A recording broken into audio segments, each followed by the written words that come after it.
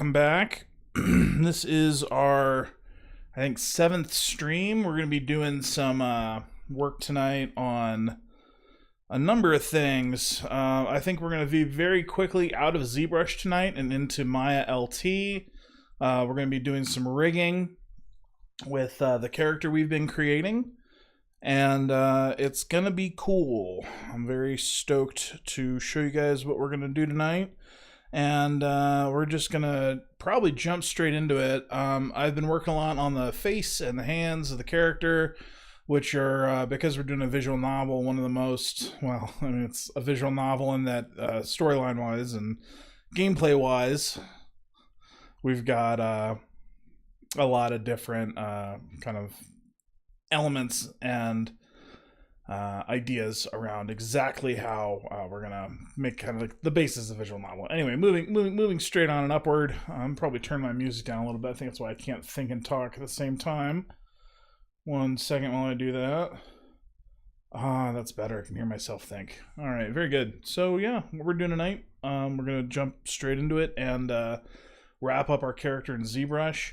I'm gonna be doing I tried over the weekend some clothing stuff. I'm going to repeat that because I didn't get it on the stream. And I kind of want to show people some of the things that I've learned. In addition to that, I kind of want to put some pants on the character. So we're going to go ahead and do that. That's going to be the first part of the stream. Second part of the stream, we're going to be doing rigging.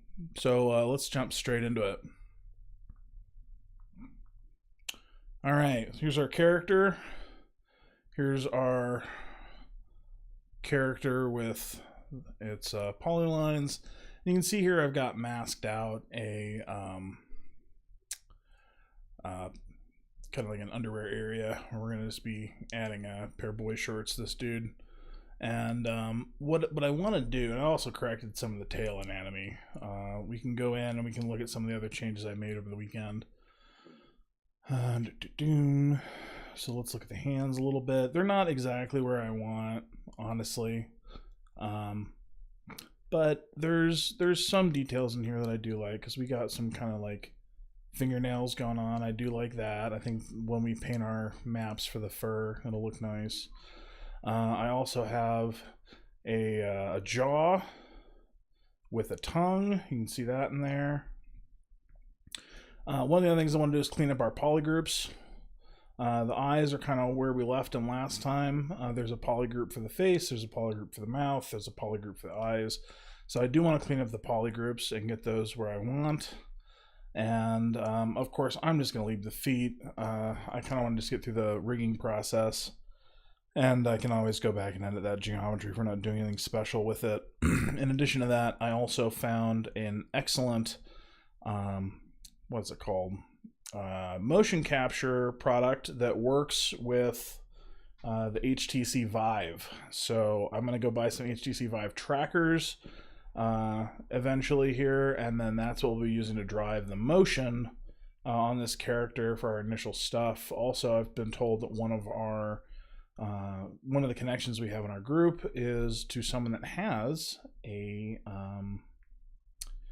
there's a word for this, an actual real motion capture kind of setup. I guess he works for a game company and kind of does a lot of all that stuff. So he has that in his collection of kit. So we're going to be finding out a little bit more about that as well. Not in the stream, but just over the next couple of weeks. So tonight, like I said, one of the things that we're going to do is kind of get this guy rigging ready. I'm already super unhappy with the topology that ZBrush gave us, and you'll see why when we create the clothing.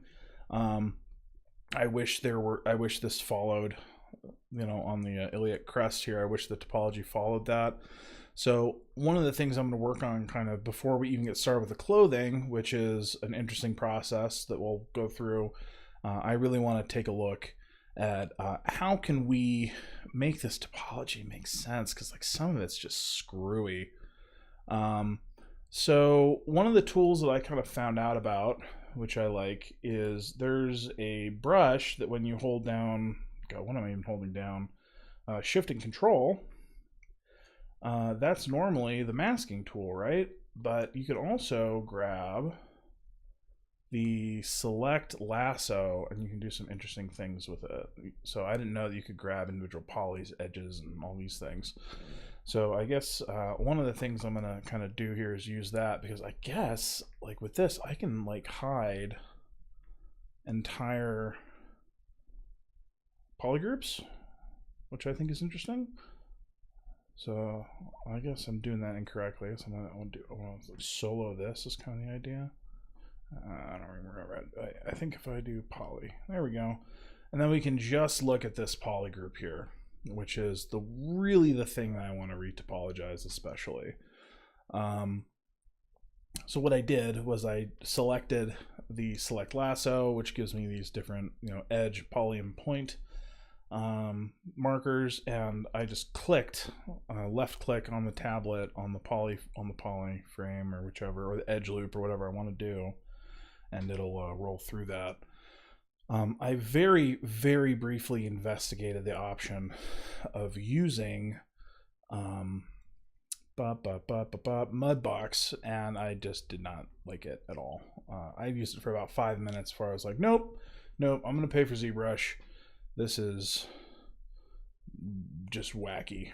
I'm not a fan. I don't like the UI. I don't like the introduction videos that I saw. But the cost, of course, is I'm able to use this software as a service. I really do like that.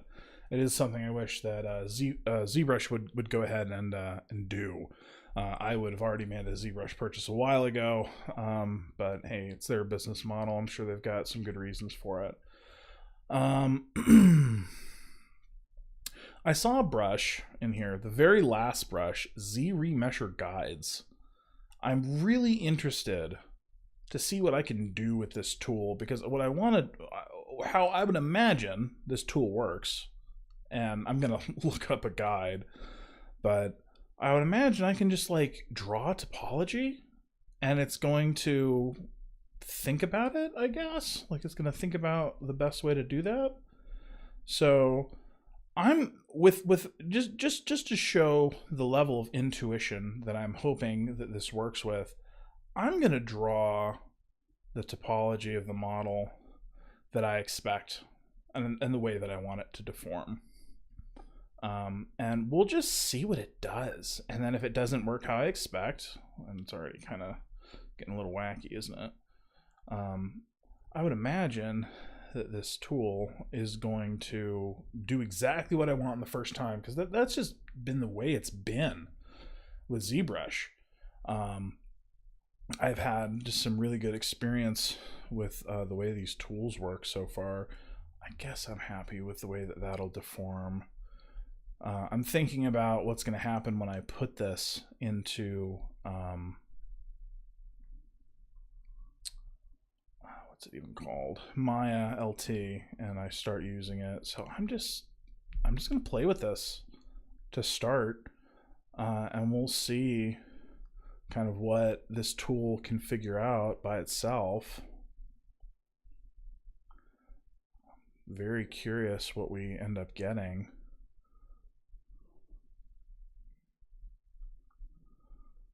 Very, very curious and see what we end up getting. So I'm literally just going to play with this. I'm going to draw a couple of lines. I'm probably going to keep it really simple, the number of guides I give it, because I imagine it's going to just weight these in a way. I mean, God, who knows? We'll just have to see what it does. And what I'm doing is I'm just thinking about the lines that I want to draw visually on the character. Hide the planet! Hide the planet! Shut up and get in the car! I guess that's it. Let's try. I'm gonna do that in the other direction. I'm gonna do it out from the center. Let's see what it does. Let's see what happens when I run ZRemesher on that now. So I'm gonna go to. So I've got the only individual poly group that I've got here is the one that I want to remesh, and I'm just gonna tell it. No, not remesh. It's geometry and then ZRemesher. Let's just see what happens. I'm just very curious to see what we get when it comes out. So that's done. We are remeshed. It looks like it did the exact same topology for the most part. It fixed some of the crap that was going on, but did it do a better job? My question is when I use that edge loop guide, am I going to get edge loops in the right place? That's what I want to know. So I should be able to cut off these arms with this edge loop. That's my hope. Okay, wrong edge loop, I guess. Let's try this one. That should be totally through and through. Let's see. Oh, I love it. It's actually doing it. I'm going to continue to check the areas where I expect. Oh, yeah, maybe I shouldn't have added that one. Let's see if we got a clean. No, that's clean. We have good deformation around a lot of different parts of the body here. I bet I'm curious how this one's going to go. That looks pretty clean to me. Let's see where that edge loop continues to go. I don't know. It's kind of a... I'm going to look at the legs as well. I got some interesting geometry back here, probably because I did all that stuff. Oops, not the button I want. Edge. Okay, that's legit. What else do we got? And yeah, I think I like this topology. I think I'm going to be okay with that. And I guess I should also check this. I should check the face, because this is probably the next thing I want to do is the face. And there's some wacky crap, and I think it's because there's some extra polygroups that I don't care about here. See, this is what I'm talking about. Like, it did... That's a wacky edge loop. I mean, it kind of got the ear, but it, like, ends and then goes around. That's... Let's see if we can use that same strategy of masking just this. Oh, it's got, look at these holes. That's no good. I want to... All right, I'm gonna. Is there a way to invert that? So I want to. I guess. I want to like. I want to hide. I want to see. I wonder if there's a way to go through the polygroups. If it like lists them, maybe. Group masked. That's gonna be good. I'm gonna probably use that in a second here. I'm also going to go down to my lower res here so I can really easily see the polygroups that I'm working with. And one of the things that I really want to ensure that I do is just make sure all these deformations are going to make sense. So the first thing I'm going to do is I'm going to clean up the polygroups that are in here.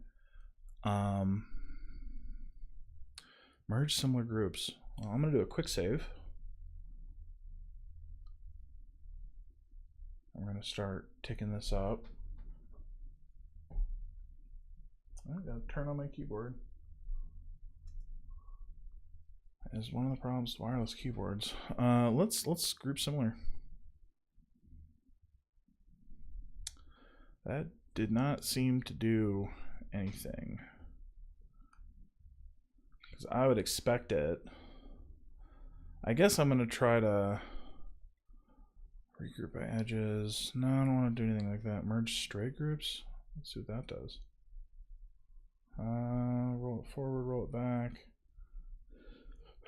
And keep repeating it. No. What I'm going to do first, because I do want to keep things like the details of the eyes and all this, I'm going to try I wish there was a button where I could just like select the group. And I'm sure there is.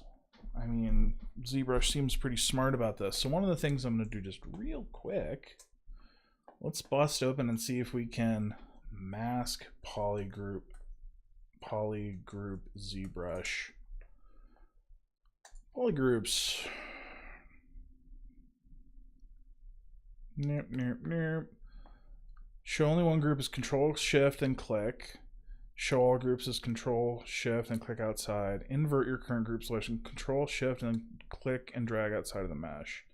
Select more than one group. Control Shift and click on the mesh where one group is. Invert that selection. And then click on the other groups you want. Invert that selection. I'm going to try that real fast. I'm going to try to select those groups. So I think they said Control-Shift-Click. What? Are those the same group? I wonder if it's purple. What if it was purple? All right, let's bust into this group here. So I'm gonna get this. Sometimes I think this thing's too sensitive. All right, there's this one. And I'm gonna Control-Shift-Click outside of it, and I'm gonna grab the other group that I want. Oh, and all the ones that I hide will be added. Seems legit. Oh, is that not part of? Okay, no, it is two-faced. One of the other things I learned about, especially while doing the clothing, was that I could go to, I think it was visibility, and I could turn off backface culling basically. Or maybe it wasn't visibility, maybe it was display. I wish this was in alphabetical order. Makes no sense. There's got to be a button called display in here, right? Display properties, there it is. And let's turn on double, and then we get rid of the backface culling, which is, I can already see some problems. I've turned that on. So I'm gonna just take care of those just real quick, because the interior of the eye, I mean, we should never ever see it on this character. It shouldn't matter. But if we, oh, is there a hole there? Wacky. But yeah, now the backface culling, I guess you'd call it that. I guess that's a reasonable thing to say. It's kind of a gaming term, I think. Yeah, because it's about, you know, reducing the amount of, you know, geometry that has to be displayed by the graphics card. Of course, ZBrush, like we've talked about before, is full GPU. I bet I can even get rid of that and kind of close it out. There's no real reason for it to have any geometry in here at all. But that's neither here nor there. We'll come back to that. We can also see where I've kind of really screwed up some of the eyes. We might try to correct that before we go into whatever it's called, rigging. Anyway, here's this. So here's the visible groups. Oh God, I see now. Ew. So I do want a polygroup visible, and I should be able to just select lasso. Oop, the opposite of that. Go back. Yoop. Additional. Yoop. Oh no. Oh no, it was just a artifact on the screen. All right, so here's the groups that we're going to merge. This is now going to be one polygroup, hopefully, when we're done clicking on stuff. Group visible. Bam. Now it's one group. All right, and we'll invert that selection. Oh, that's why there's a hole. It's not really a hole. That's just a stray in there. I'm gonna think about ways to hide these things, and I think the way I'm gonna do that, I can use this. I can get the edge here, and I can just grab all these individually, hide them, because I don't want to hide the polygroup, the whole polygroup rather. I just want to grab those edges, this teeny tiny little geometry that I'm gonna have to like zoom in on perfectly to grab. So let's keep grabbing these. I have to like roll back every time I click incorrectly. There's 1, 2, 3, 4.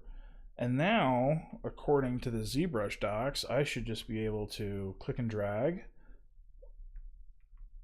Oh God, I guess I hit a lot. Right, I'm gonna group these again by selecting just the parts I want. This is fine, it's got a little extra, but whatever. So merge groups, or sorry, not merge groups, but group visible. So this is all one group now. I can probably clean up back here a little again. Okay, that's fine. We're gonna flip it. And let's correct the rest of these. So I'm going to hide these. Oh, you were so broken. Oh my God. No wonder some of my retopo stuff kept getting screwed up. I guess is that like a double-faced, wacky little... That is definitely wacky. We're gonna hopefully I can get the retopology tool to fix that a little bit, because that is hosiery. I wonder if I might even just delete those faces and close holes, because that's broken. That's very broken. We'll come back to that, this stuff down there in a second. I actually want to flip this real fast, make sure nothing's like, never mind. We'll come back to that for sure. So I'm going to leave that there. We're going to fix those topology issues here in a moment. And of course, for all of you that are viewing, I do not stream with music, so you can watch whatever it is that you want to watch, or listen to this, whatever you want to listen to. But I do try to speak constantly to narrate exactly what it is that I am doing. So let's go through. We're going to grab, nope. We're going to grab, zoom in maybe, make this easier. Get out. Grab just that group, and probably just that group, and probably just that group. And then we can get rid of those when we redo the face. All right, we're going to flip it. Maybe, well, whatever. I mean, I can just, you guys can see kind of the interior of the mouth here a little bit too. We see all the stray groups as well. So that's, yeah, this is a good little exercise. All right, let's grab just the parts that we want to group. So we're going to group visible. I am definitely liking this workflow. It seems intuitive to me. Group visible. All right, and here's the groups we have now. Much cleaner on the face, which will enable us to do retopology quickly without having to screw anything up for the stuff that I've, quote, finished. So there's those. We're going to probably work on the hands now, the groups on the hands, because there's some extras down here that we don't want to, that have been interrupted pretty dramatically here. And we'll probably do a final resculpt before this is all done, just because that rest is a little thin and broken, but we'll fix it in a second. All right, get that, undo, get that, and this, undo. All right, here's our hands now. Oh man, you're just wiggity whack. All right, let's grab these. It looks like it's just the hands. I don't see any other geometry hanging out. Merge visible.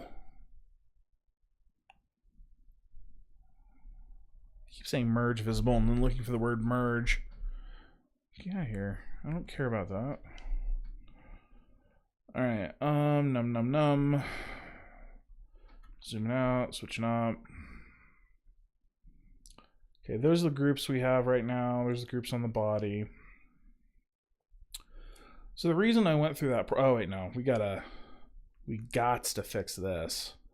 So I think the way I'm going to do that is I'm just going to get nice and close so I don't screw this up again. Bam, poly, ungroup. Let's grab this red crap. I'll probably merge the areas correctly now. All right, so this is gross. Okay, well, first thing, yeah, I guess I'm gonna do a drag rat because I need to get all of it in one go, I think. So maybe I'll just get as close as I can. I'll give it a shot. We'll make sure we don't grab anything we don't want. I'm gonna get nice and close up in here. All right, it's at the neck that we're worried about grabbing too much or too little. So let's make sure we've got everything in there. What the hell? Is that a hole? No, it's just the world's weirdest crap. So I'm gonna get rid of this stuff right here. Can I though? Yeah, I guess I could just do the edges here until, I guess I could just, yeah, I get rid of the whole face. That's fine, because I just want the neck, the shell there. Okay, looking clean. That should be a nice way to handle that. I'm going to, I don't think I need to be in the viewport for this, but group visible. I think visibility refers to whether it's visible to the renderer or not. And by render, of course, I mean the DisplayPort render that we have here. We're gonna need to fix the creepy crap out of this. Oh my god, you is broken. I'm probably gonna go to the whole view for this. And this is where I really want to fix this stuff. And this is probably a good time to introduce ZRemesher as well. Not the tool, not the whatever it's called, the plugin or the side panel thingy, but the brush. So I'm going to show the brush here in a second and see if we can get rid of some of this garbage here. I'm going to start just by, no, I might not even try to smooth that. That's just holy broken. So I'm going to turn off. No, I don't think I need to turn off the back face culling stuff. It also looks like I just saw a clip of the underside of the neck. We still need to fix the rest of the face and merge that wholly. But I'm going to start with the body. So the first thing I'm going to do is I'm going to get rid of the arms. That should be enough. We should have enough of that there. And from here, I'm going to grab just the back so we can see the interior of the hull here. And that should give us what we need. Take a look at this. So the tool is called ZModeler, and hopefully I can use it. I think I have like a right click option, and there's all kinds of things we can do. Add to curve, inflate, insert mask, unweld. I wonder what unweld means. I kind of just want to delete whatever I get selected here.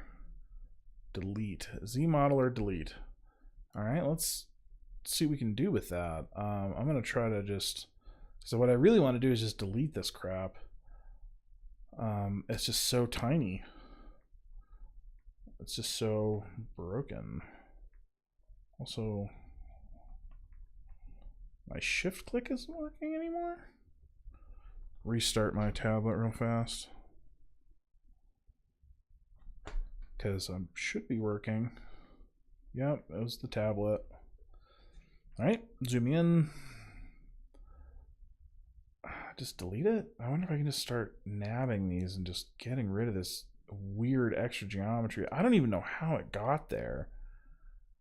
What am I doing? Maybe we should be deleting the polys and not the edge loops.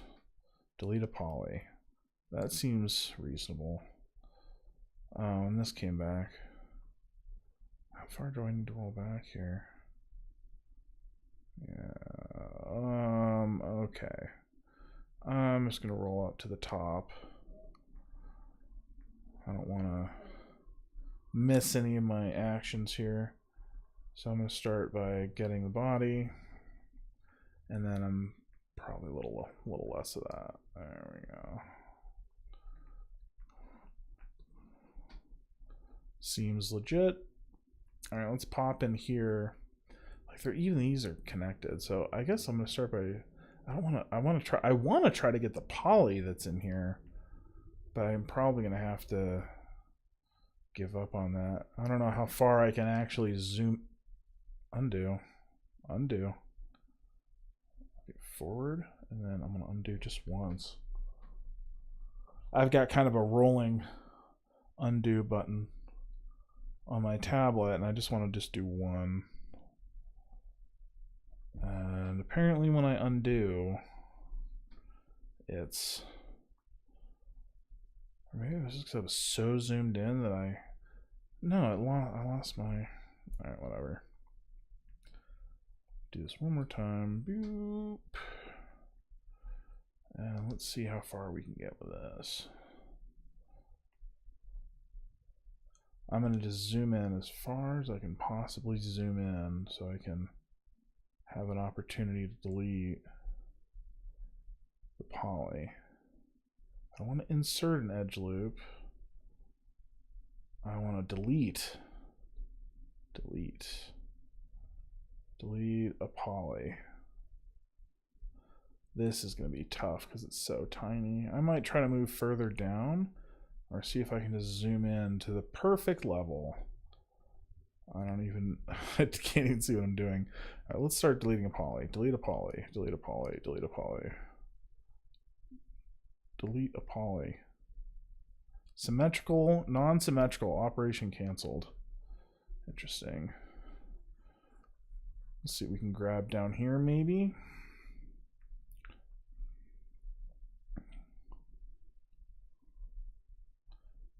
Delete a poly. We'll just have to see what we're doing here. When I zoom back out, I'm going to try to just create a hole, basically, and then ask ZBrush to fill it, because this is extra super broken. I'm just going ahead here and deleting this geometry as best I can. I want to try to get those guys that are on the interior there. Probably zoom way out, see what I'm doing. It looks like I'm creating the hole, so that's good. And then I can just fill it later. I don't know why it doesn't see these. I don't know why I can't get rid of those. Because like there's all this broken weirdness. Is it because these are I'm gonna have to figure out where these tries are coming from. It's like there's, I don't know what it's like. What happens when oh, okay, there we go. Now I can get rid of those. So I just use the smooth brush there to kind of clean some of that out. And now I'm gonna go up here and I'm gonna try that smooth brush process again. But what I want to do is only have the affected area show up. So hopefully I can just come in here and just clean that right up. We can start working on the broken geometry over here. And I'm almost certain that I'm gonna need to, I'm wondering how much of ZRemesher I can just use and fill holes and all this crap. Because like this is some broken crap right here. And we'll go and remesh the body as well. So I'm just gonna make a nice big hole here so I can get rid of some of this broken crap. Cause like, Jeezy Pete. Like, and you know, I might even be doing this wrong too, so to speak. Cause like I mean obviously I did something wrong by thinking about seeing what we're seeing here. But and of course the way that this these no, I want you to actually be deleted. Don't just disappear to nothing. How far do I have to get in to delete this? I'm still on delete. Anyway, the reason this all happened is I ended up doing divides and remeshes on groups that I had selected with the lasso tool. And it ended up, I don't even know how I'm going to fix. There it is. Now it's a poly. It looks like there's some other crap in here. So I'm going to try to zoom in, get this fixed. I don't want to go far too. Oh, there's a poly. Delete a poly. Kill it. Kill it. Damn it. Zoom in a little more. I can get the edge. Can I get the poly? There's a poly. Okay. There's one more right here. All right. Let's see what we get. I think I'm zooming out. I've zoomed in so far. Okay, I think we've got rid of all of the garbage. Let's find out if there's more. That doesn't look right. I'm killing you. Because I just want this to remesh properly at this point. So, let's clear it out. Let's clear out our view. Yeah, you got broken. We're going to definitely want to do a little more sculpting on the body to kind of repair the damage that we did.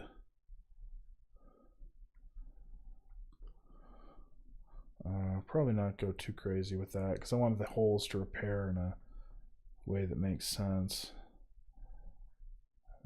Probably leave as much of the form as I can reasonably. Alright, let's see if I can close these holes. I don't want it to do it on the face though, because that's a hole. That's totally closed. Alright, let's see what we can get. I think that should be under geometry. Or maybe deformations, we'll find out. Or modified topology. There should be some way to close holes. Close holes. Let's see what we got. Ugh, gross. You are so effed. I don't know, they're tries, right? As long as they're tries, I can remesh it, but like, I think that it did a really bad job of closing those holes. Oh my god, that is broken. I'm gonna try to get it closer to where it was. Wait, do I have everything shown? Oh, okay, that's why. It was trying to close holes much bigger than it needed to. Because, yeah, I didn't think I made that big of a hole in the geometry. So those look good. Those should close fine. And I can probably just smooth those out, right? Nice and easy. That's a quad right there, though it shouldn't be. And we'll remesh it.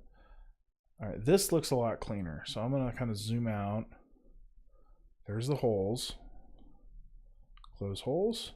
Yeah, it did the try thing, which is no big deal. We're going to remesh. I just want to make sure these things smooth. When they smooth out, we don't have just totally wacky geometry. So this all, yeah, that's much better. Our remesh process, when we use ZRemesher, is going to be a lot cleaner, I'm sure. Okay. And we're just going to get that nice and simple. And now I think I'm ready to... I think what I'm going to do is I'm just going to get all these into a single polygroup. So I'm going to hide the body, and then I'm going to Control-Shift drag outside. And then I'm just going to get the area that I believe should be as part of the body polygroup into the rest of my hide, which I'll probably do as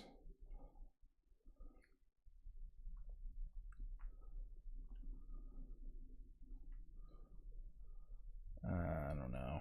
I'll probably just be lazy, just a little bit. Am I though? Yeah, forget it. That's fine. And then Control Shift. Oh, that's not gonna work.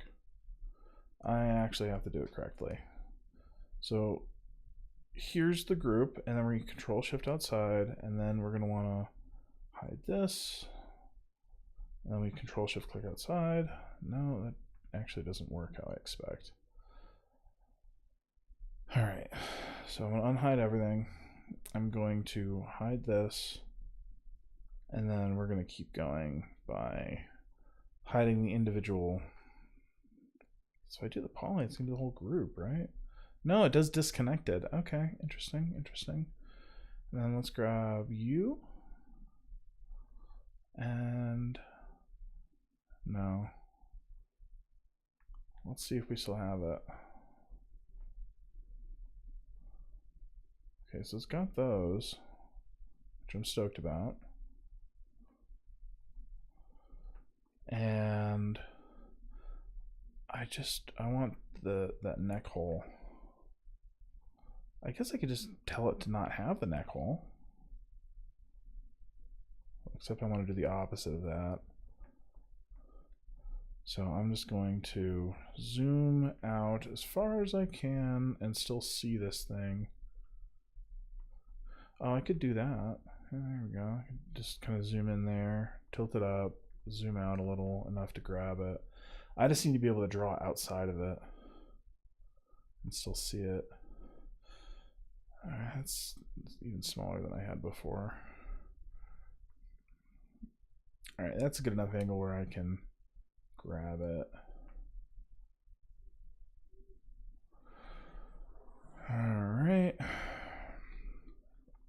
I should be able to merge visible now and grab those. And of course, that's back under polygroups.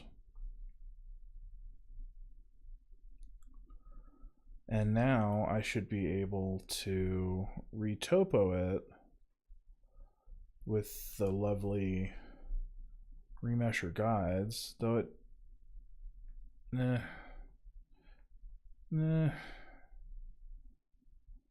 I'll draw them again just for fun. So there's those. I'm trying to mark the seams of the character. So I'm going to draw a nice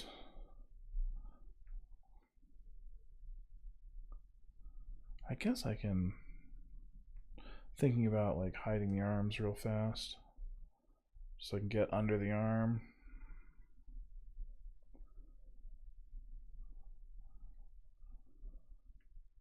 So I basically just want to draw a nice seam that'll deform right here. See what that looks like. Now it's all one poly group. I can probably make everything pretty clean. All right, that looks fine. And then I'm gonna just say that this will be our. I'll probably do that from the top. I'll say right here. We'll see what it does with that. I don't know how accurate those little loopy things in the back need to be. Come on. Good. Straight on view. Perfect. Do that. I'm going to show only. Come on, get out here. Show only my the poly group that I want to work with, the purple one, the body. Okay. Other than that, I think I'm okay with everything else that'll happen. Let's run our geometry ZRemesher. Let's try it out. And we just did on that poly group, and the poly groups are all legit, so let's just say that's good. What are you? Where are you in the back here? These little pinches. I don't know if I'm cool with that. Well, I mean, I could just, yeah, it should be fine. Whatever.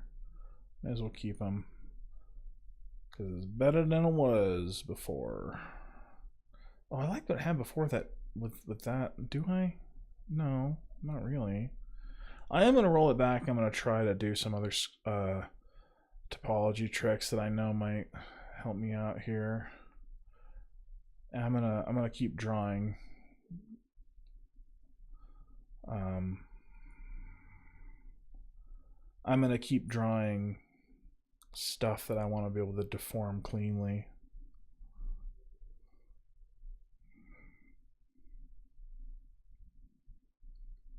Not exactly like that. I'm gonna hide the arms again so I can do the iliac crest, so the character can do side bends and things like that.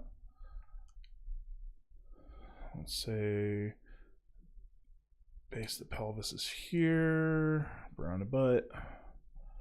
Yeah, that's legit. I don't think I can drag these, can I? Can I move you? Oh, I can extend it. Oh, I can extend it. So I don't have to do this all in one fell swoop. So I'm going to grab from the base of the groin up to here. And then from here, I'm going to tell it to keep going. We'll see what it learns. We'll see what ZBrush can find out. I'm going to hide my, there's that.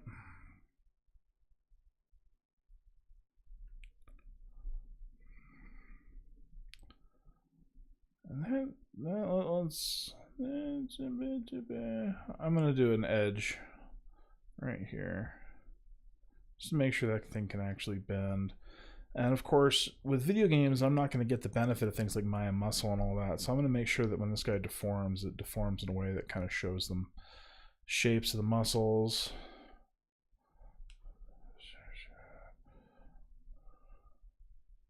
I mean, that probably doesn't make sense. Well, yeah.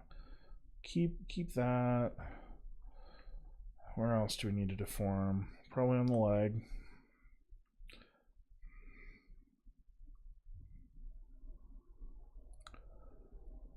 Continue that to there.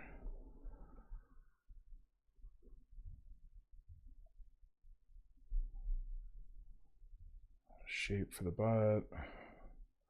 We got those on the back. I guess I could give him an actual elbow. It looks kind of screwy. I'm just playing with this right now. We'll see if we can get it where we want. And like I said, I've put so little attention into the feet. I should probably... I actually kind of like the way that it did that. And then let's give him a knee. I don't know. I gave it a lot. Let's see.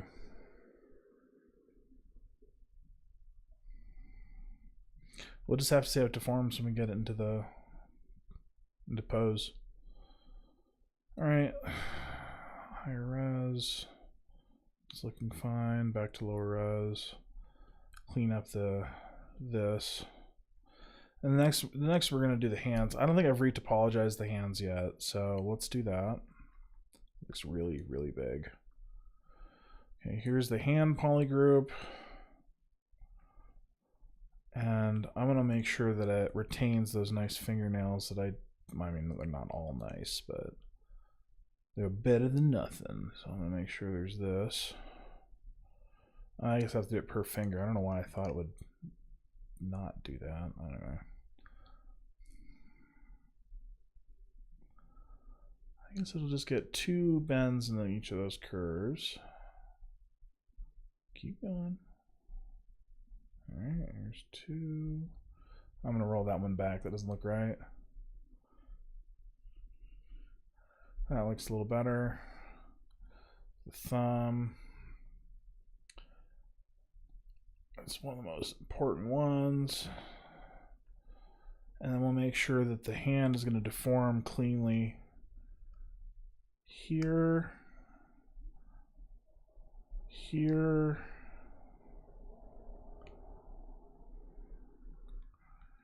I want to make sure it deforms cleanly here. I guess I was moving it when I was doing that. I'll keep going.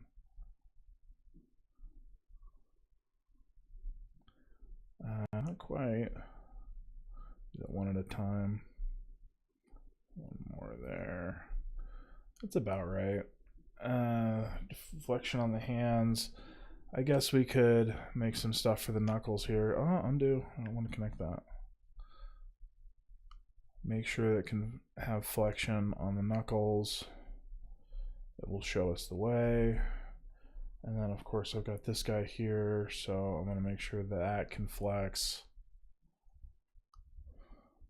And we've got all the fingers, which they should be able to handle pretty well, but let's just see how far this thing can go. There's 1, 2, 3. And of course we do have X symmetry on, so I only need to do this for one hand. What?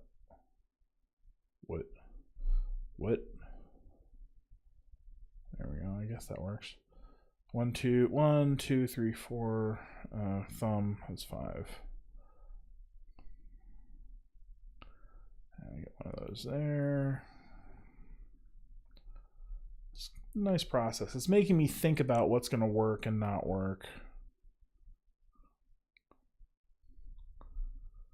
when I do the meshing. God, I'm just talking nonsense. 1, 2, 3, 1, 2, 3, 1, 2, 3, 1, 2, 3, 1, 2. When I say the meshing and then don't say anything else, what I mean to say, that looks okay. All right, let's see what it does. What I've been blathering about is the rigging. When I do the rigging, there's going to have to be envelopes for all this to deform correctly. And I'm actually going to roll that back because I want to go lower, much lower poly than this. But that looked like it got the right kind of stuff. So I'm going to drop the poly count down to like 1, 5. Sure. I may as well type it. 1.5. 1.5. All right. Hey, what did I tell you? 1.5. Enter. ZBrush. Let's see what we got. That's about closer to the... And look at that. Yeah, it looks like it really hammered that out pretty well.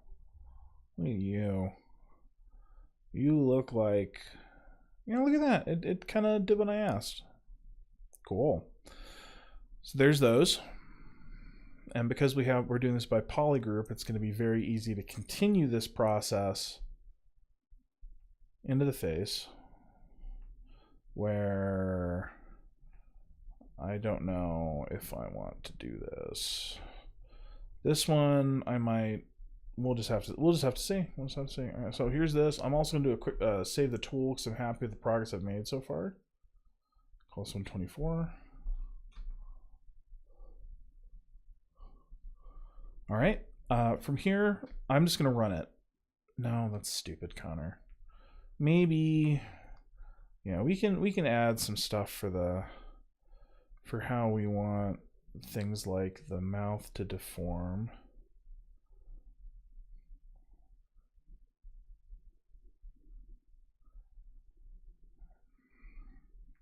I might even try to instruct it. Yeah, I'm going to roll that back. I'm going to try to instruct it to make an edge loop for the whole mouth. How cool would that be? Keep running it. Not quite, but close. Screw it. Let's see what we got. I'm going to do the same thing on the inside of the mouth. So this is going to get a little complicated. So I'm pretty sure if I do this, that line will stay. Yeah, it's not going to let me... Is it? Roll that back. Can I just grab part of it or not? Yeah, it's gonna show both sides, and that's...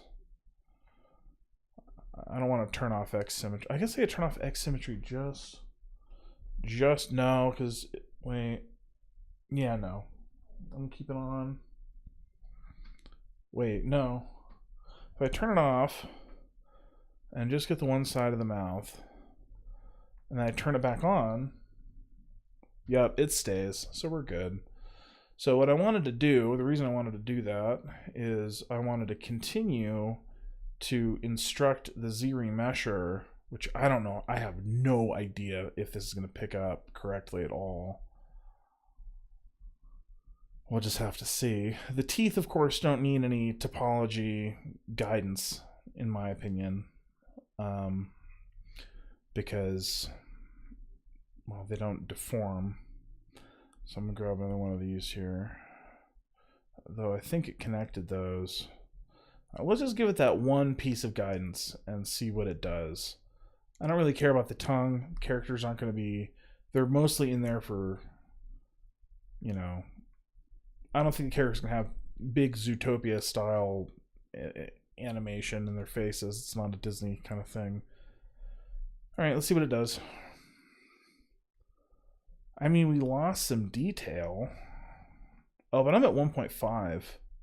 Maybe it'd be okay to jump up to 2.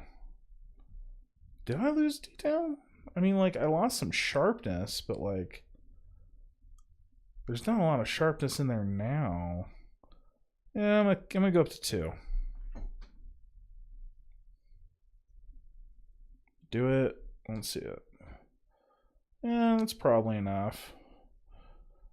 I'm gonna solo this group again. Ew. What the hell? Oh, I guess it doesn't really matter. That's just the interior of the mouth. The reason I'm going ew is not because I'm disgusted, like by anatomy or something. The reason I'm going ew is I'm seeing topology things I don't like, but it's interior to the mesh. So I'm fairly certain I'm not going to care. And for those of you that are wondering, like, how on earth are you going to get this into a game? The answer is that we're going to have like 1 or 2 characters on stage at once. That is the thought, is that if we have very few characters on stage, we'll be able to make cinematic quality style characters. And I'm just going to try to clean these up and hope that nothing explodes too hard, because I don't want a bunch of mesh overlap.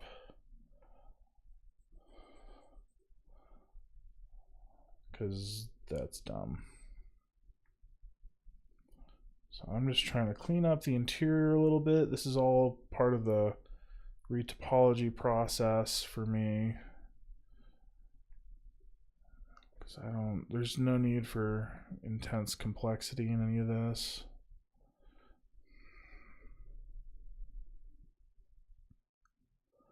It's all looking good.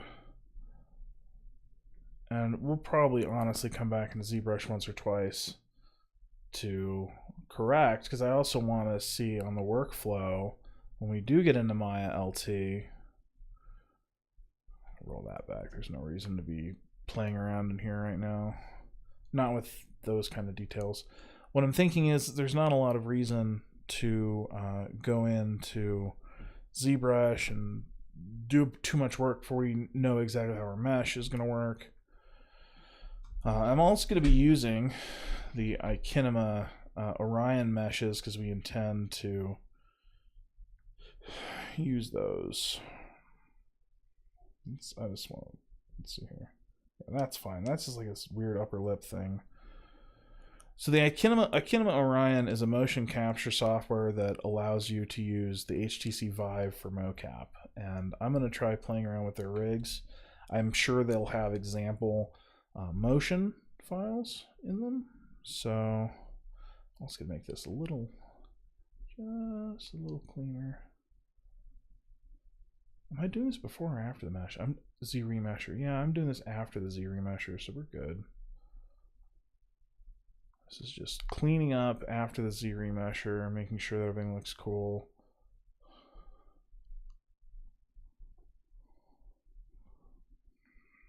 I think I'm good. We'll come back and make sure that everything's sharp and the teeth and everything else later. From here,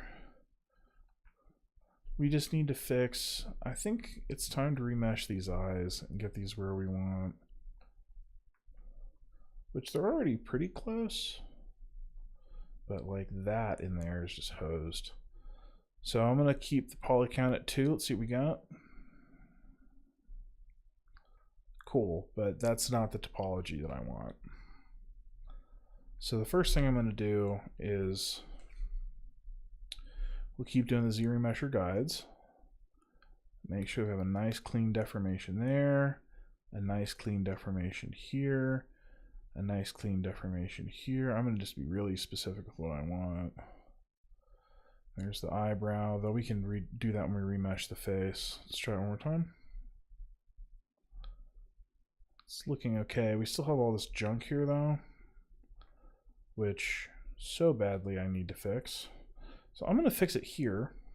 Maybe it'll be easier to fix here. Let's find out. I mean, it's going to kind of open the eye a little bit, but that was kind of my bad from the beginning. Let's hit our subtool and we'll re-enable our eyes. I want this child to be clean. And turn off the polyframe. Get a better idea of how to fix this. But I mean, if it's going to clip with the eye, I guess it's probably going to be a big deal. Who am I kidding? So I'm just going to get this as clean as I can over here in the kind of the resting half open position. Get inflate here. There's just so many brushes, which is a good thing. Because when I was in Mudbox, I was like, oh my god, this just does not look like a product of equivalent value. I don't know. It did not look like as powerful a tool as ZBrush, and I've been definitely enjoying ZBrush. The workflow just seems to make sense for me.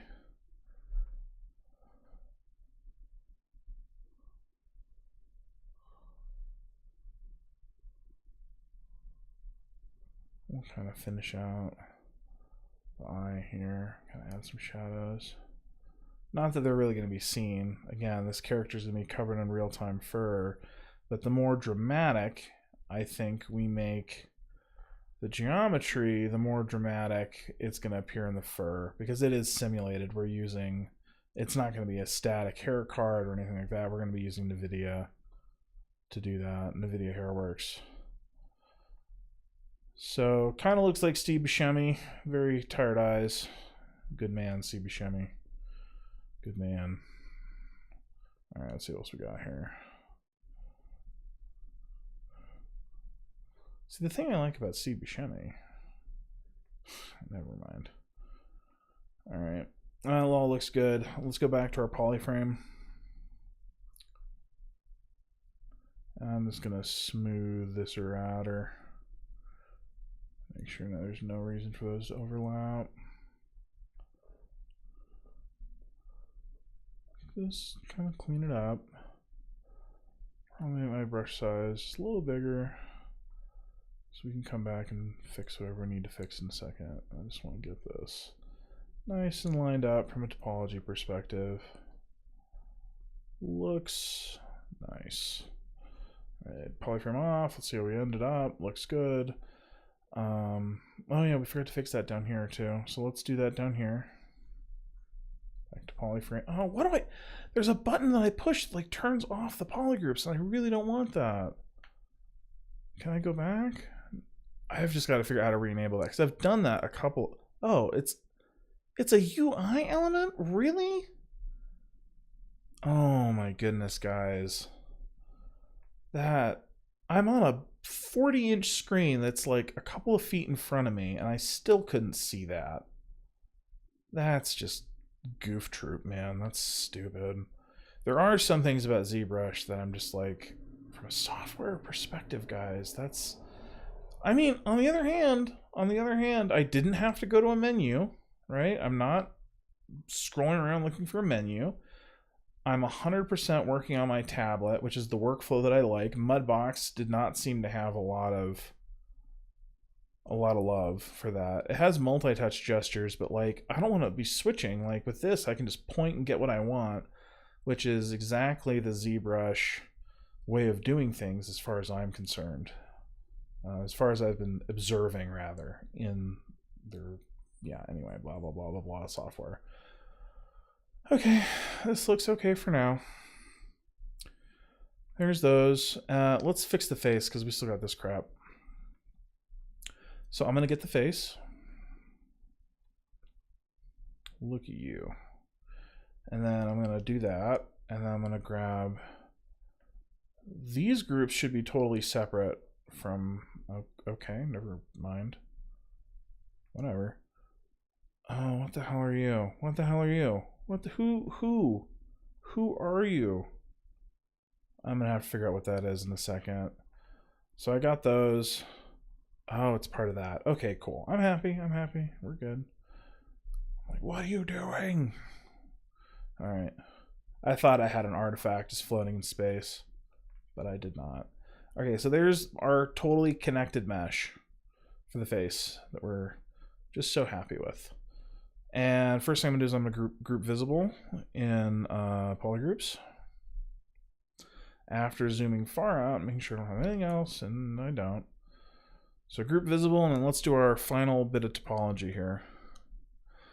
And I must admit, just doing this in ZBrush instead of in Maya, because I did this the old school way like 10 years ago when I had to like manually grab all this crap and like manually draw out the topology and all this other stuff. That was really dumb. I was not a fan of that. All right, mesher guides. I'm thinking that I'm gonna do some big deformation loops in here. I'm gonna start because the face is the area that I want to spend the least. I mean, it's the area we're gonna spend the most amount of time animating on these characters, and it is going to be the area that I want to make the easiest from a topology perspective to get going. And I just want to be, honestly, I'm hoping against hope that I can that when we do our voice recordings for these characters, that we're just going to do them with motion capture while we do it, and we can just do it in a couple of different studio sessions. Pay a friend to help us with that. Okay, I think this is looking okay so far. We're gonna have to see where it goes.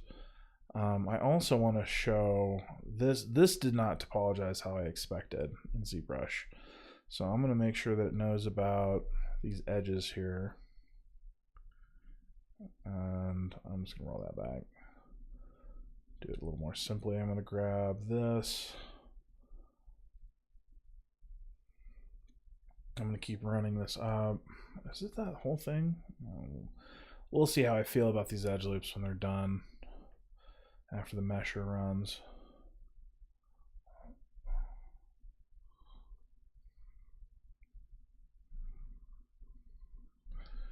And they're just guides. I think it's not, I don't think it's going to interpret them literally, but we'll find out. I'm still not exactly sure what the kind of model for this is. Maybe it helped to do a tutorial, Connor. But it's just so intuitive that I'm thinking that we'll be alright. Connect. Whatever. I'm going to roll that back so I can actually connect those.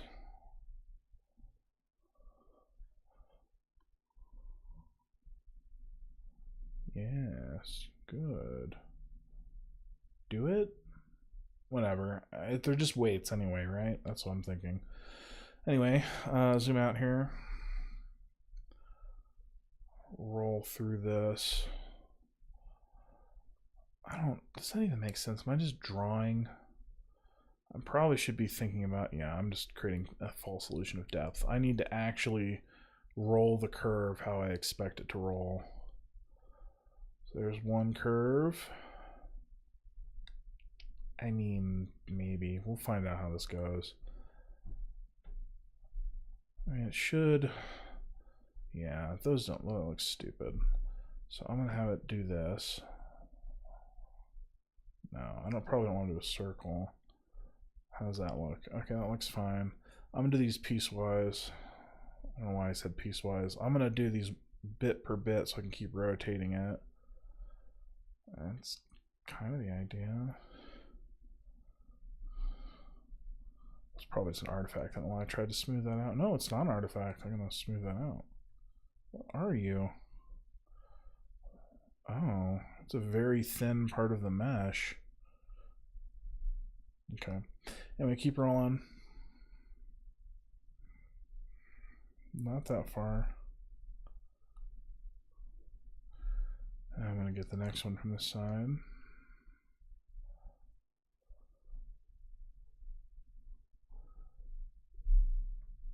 I just want to make sure there's a curvature to the ears. I don't think this character is going to do a bunch of ear wiggling or anything like that, but it'd be cool to experiment with it and see what we can get done in the rig.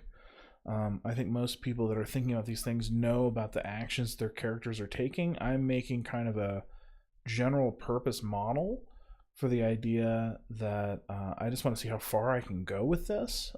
This model is not going to be used in the game necessarily. This is all stuff that I'm doing just to kind of get ready for that process. Because genuinely, when we really do this, we're going to have a shooting script, and that's going to give us a good idea of what these characters need to do. I don't think I want that big of a loop there. How do I want this to deform? If this ear was to wiggle, I guess. Well, let's try it. That edge loop doesn't make any sense. I don't know if I want to do that. I guess what would make more sense if it was something like this. And then it could be like here. Maybe. I don't know. Well, it's weights, so we'll see what it does. Scalp deformations in the back are almost entirely not going to be seen on this character, so I'm not going to spend a lot of time there. But I do want the nose to be able to wrinkle properly. I think that's kind of something that makes sense. So, but it looks like it's getting the topology on this pretty correct. But just in case, let's make sure that we got a nice wrinkle there. And why not? Though I don't want it to do that, I'm probably going to grab it from the interior and move it outward. There we go. And what else do we have here? One down the center. I mean, that makes sense. But I'm going to make sure we have good eyebrow deformation. There's that. Make sure it knows about the eyebrows. I want to make sure the cheeks do stuff. Let's see what I can do with that. Let's just see. Let's see. I drew a bunch of crap on it. Down here, I want it to forget about all this crap. Ugh, you got ugly. So I'm going to draw the jawline. Yes, that's a great idea. So I'm going to do the jawline because that needs to deform cleanly. That worked so correctly because I'm stupid. Alright, let's try it from the beginning here. So there's the base of the jaw. And then I'm going to rotate to make sure that I'm actually getting the jaw. Yeah, looks fine. Maybe one down here. As far as this goes, I don't like how that geometry looks. I'm going to continue to draw the base of the skull, because even if the back of the head isn't going to deform, I want it to make sense. So I'm going to grab the center at where I believe the base of the skull should be. I'm just going to pull it out just a little bit so I have my center point. And I'm just going to grab you. I'm going to say there. That doesn't make any sense. That's not the base of the skull. So I guess the base of the skull should end here.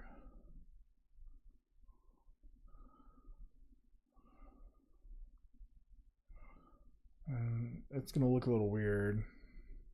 Well, I guess I don't want it to look a little weird, do I? Let's try it one stroke.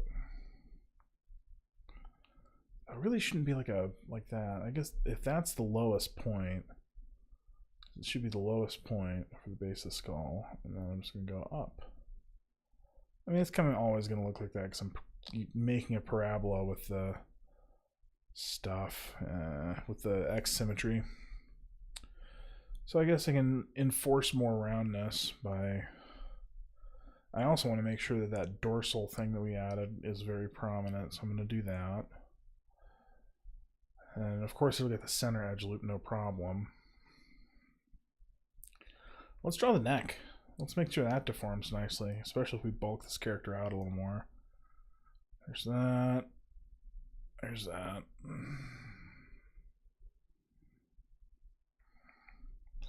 Maybe even to go so far as doing that. Alright, this dude is well marked up. Let's see what a Z-remesher is going to do for us.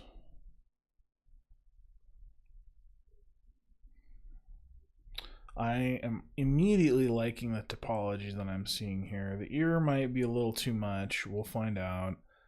But for the topology I'm seeing, it looks like it flows how I expect. Though, of course, I am not going to do such a low poly. Because as we said, this is much more vibrant. I'm going to drop this to 3. I might even do 5. I don't know. Let's do 3 to start. I can always roll it back.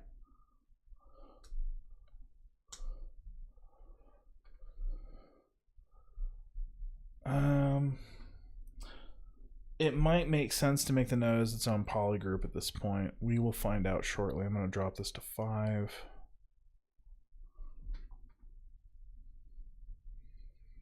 Because this is going to be too much, like guaranteed. Oh. Maybe not. I mean, I can always redo the nose.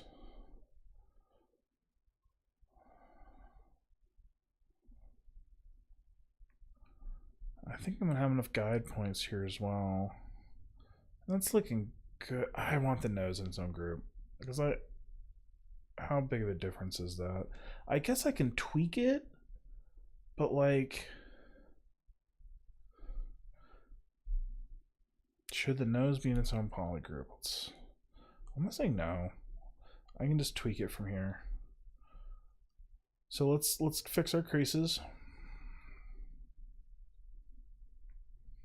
because we're gonna have to do tweaks all over town anyway, you know, to get all this put back together in a way that makes sense.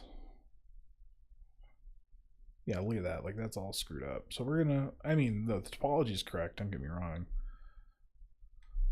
All right, let's do these again. Oh yeah, I should have thought of that. I should have done this as the last step, and by this I mean smoothing out the creases that are here,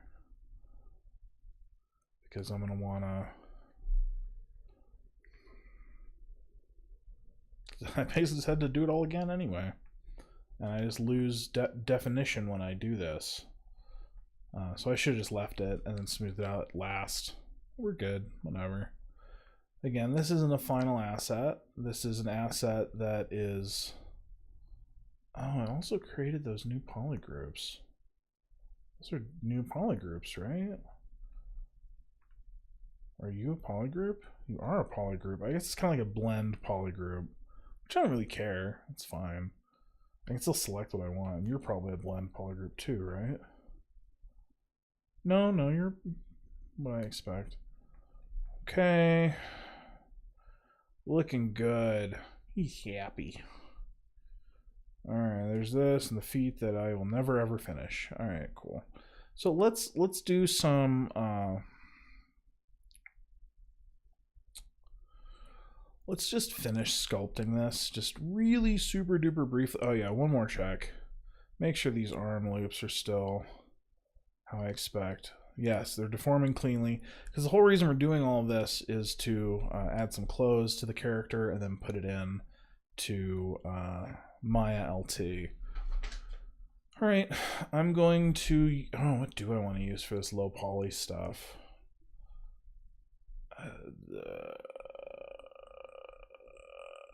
Let's go to my default and see how we do. I guess I can always just do a higher res and translate it down, but like that's kind of making me think that I've really kind of screwed up my workflow here. We'll see. Maybe flatten and inflate might be the smartest ways to start. Inflate? Really? Does that make sense? Let's start with flatten. Maybe I can use a combination of... No, I hate the standard brush. Let's use it... No. I'm going to do clay tubes. And I'm just going to make... And then I'm going to probably turn the frame off. Though, it's so low res, you can just see it.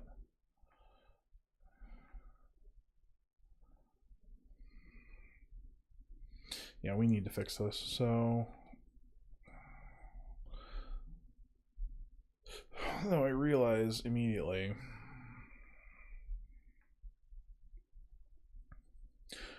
Oh, what the hell? What the hell?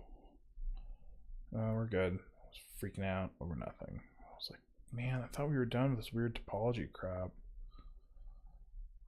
Yeah, we need to... I might try and inflate, because, I mean, the main thing is that some of the areas, especially when we closed that hole that I was freaking out was still there.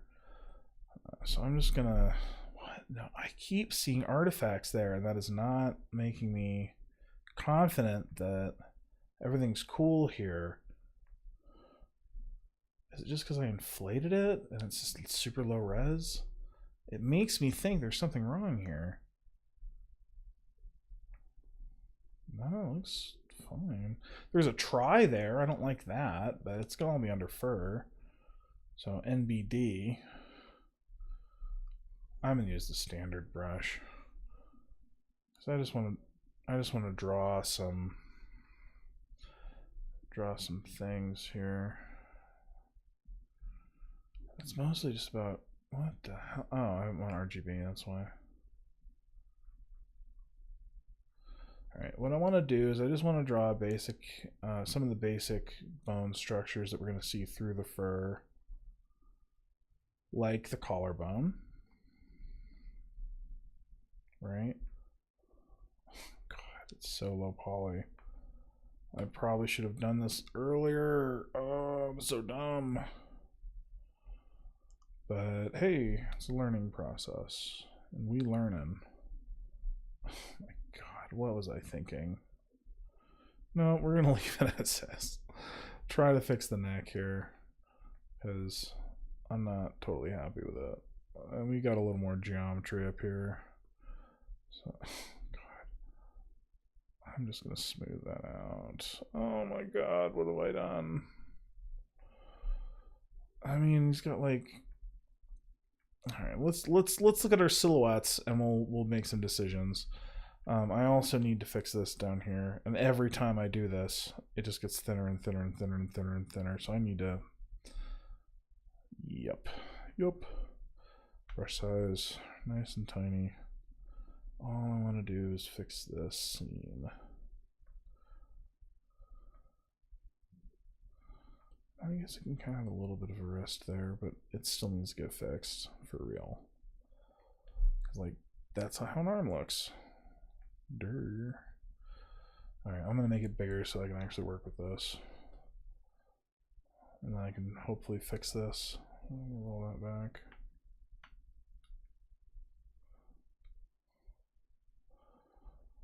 Alright, let's... Hopefully the seam is fixed, and now I can...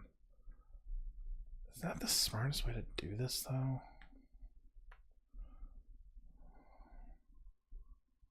No, don't go too far back. Alright. Jump in here.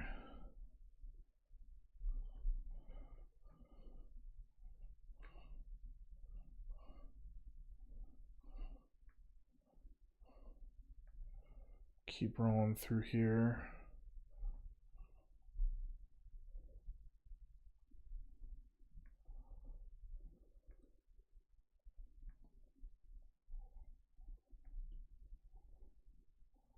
All right, and then I guess a big inflate, a large brushed inflate might help with this.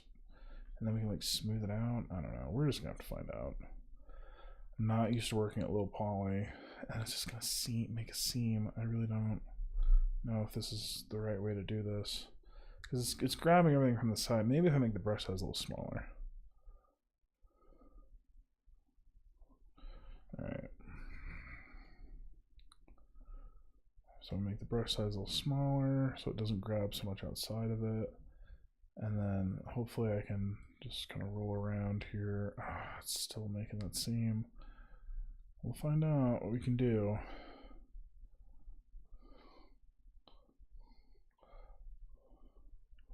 It's doing like kind of a pinch in the middle, but I think I got it solved.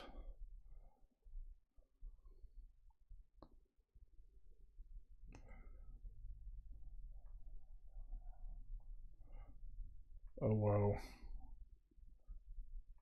Oh, whoa. All right, let's see here.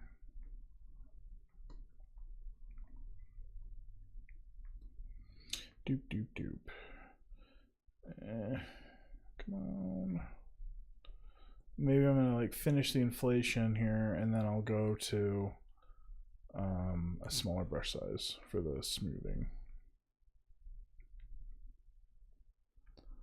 Maybe here, and then we can get rid of. Oh, it's just not. Maybe I'll turn down the Z intensity, because it's like, yeah, thanks. I'm just gonna. Oh, because it's at 100. No wonder. All right, that's probably why it was such a bear to get this done. So now my Z intensity is at 20 instead of 100. I should mask these hands out. I keep getting a face full of ass. All right, there we go.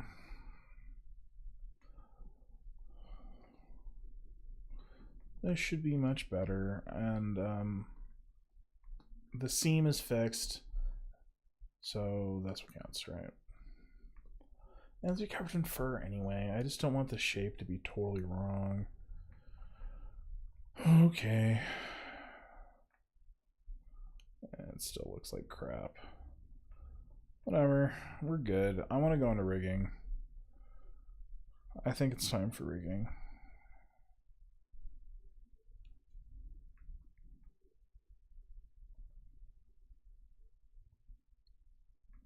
Let's get this into Maya as an FBX.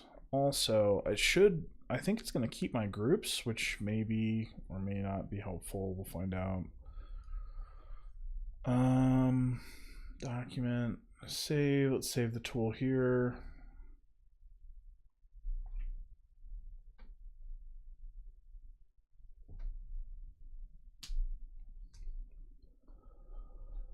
All right, and then we'll just do Z plugin.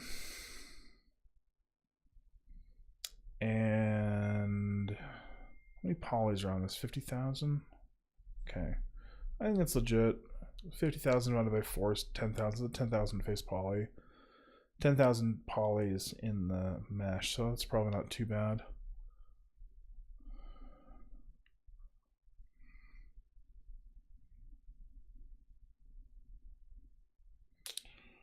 All right, there he is. My time.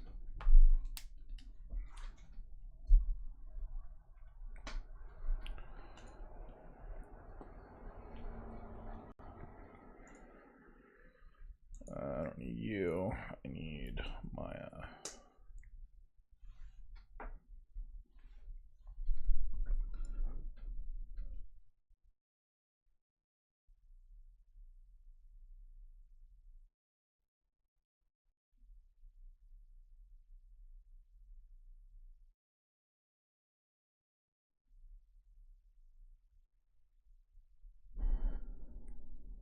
And we're back.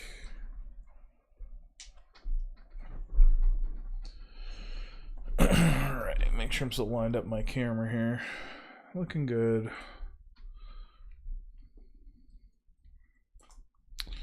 It's me, Maya. So it has been an age since I've really been in this application. So we are just going to have to see.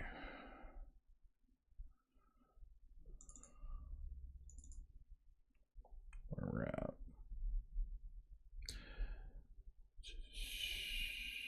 Okay, no problem. And like I'm like having to remember how to move around and everything else as well. Great. Wow, you look alright, man. You look alright. Oh, we never did close. Were we gonna do that? I guess I don't care. We might do close another time. Unless someone jumps in the chat, it's like, no, do close. Then I'll do close. But for now,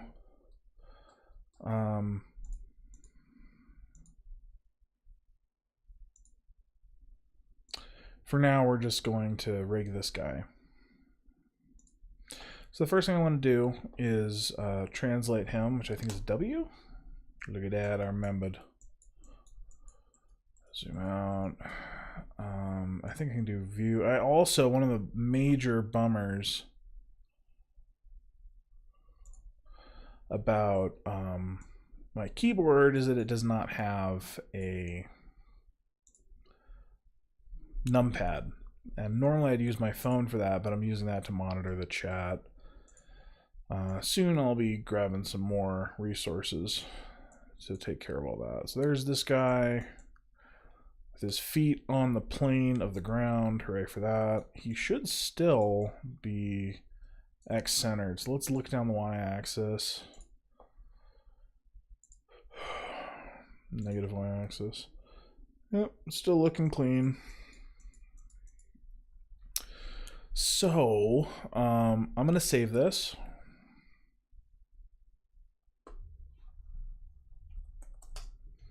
I'm just saving this pre-rig. And what I want to see is if Orion has Ikinema Orion.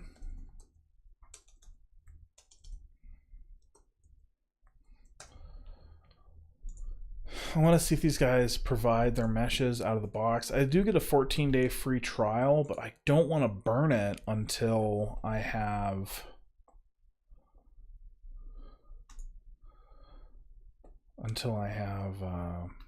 400 pounds, Great Britain pounds to spend on this and be able to actually track this. But I guess worst case scenario, yeah, I bet I'm gonna have to just do this if I really want it. And it's probably gonna come with motion too. So this, tracking aside, and just to show you guys here, the quality of the tracking, like this should be a 1 2 3 4 1 2 3, 1 on the back, that's 4 5 6. This is just 6-point tracking. I guess it does up to 8. Like, that looks really good. It's doing a lot of this with inverse kinematics, right? It's like, they're only tracking 8 points. It's not doing like the 82 bajillion point tracking that high-end, cinema capture does. But like for quick stuff for games, I'm really thinking this might be really good for us. So that's this is probably the system that I'm going to use. We'll find out more. So let me do this. I'm gonna download Orion real fast. So I'm gonna change my view so that you guys are just watching me, so you don't get my confirmation identity information. No, you don't want that, not unless you're a hacker. So I'm gonna bust through this real fast. It shouldn't take very long. Let's just get this done real fast. I've got gig internet, so it should just be in and out.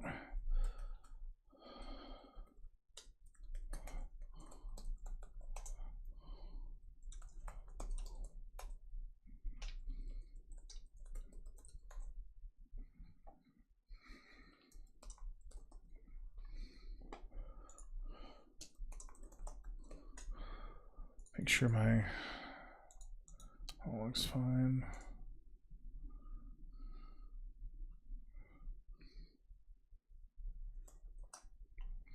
Sorry for the quick pause here, but I'm really thinking that this will be nice to try, because I'm sure it'll come with demonstration motion captures. And if it has the demonstration motion captures, then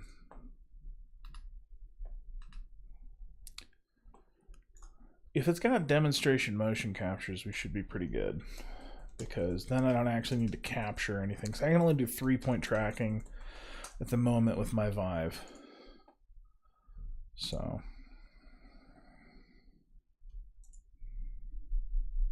I'm downloading it now. I'm going to switch back so you guys can watch what I'm doing. Grabbing my installer. And I definitely want the Unreal plugin. I'm going to grab 17 as well, because I'm not sure what I'm not sure what HairWorks runs on. I'm pretty sure it runs on 17 and not 18. So we'll find out.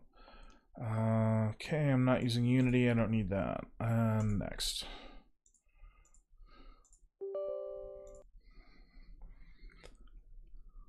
Grab everything real fast. Shouldn't take too long. Especially because it's downloading at like 20 meg a second. How much is that? I just got the gigabit internet and I'm like, yeah, it's so sweet. And it's only like, oh, because it's finished. Anyway. Oh well, we almost got to see download stuff. That's all I can find here. Got Maya open.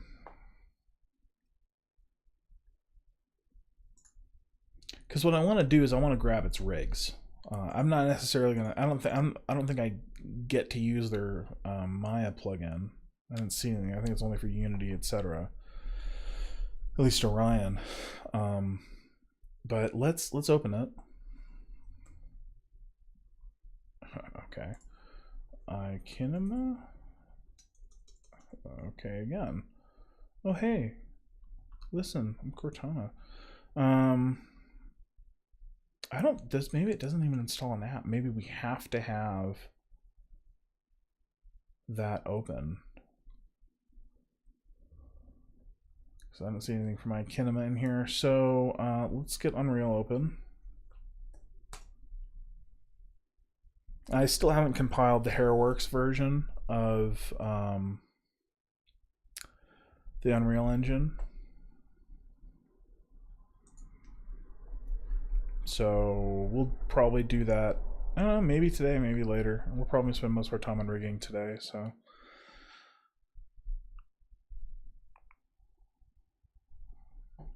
So that's all loading. The most fun part of development, chilling and loading.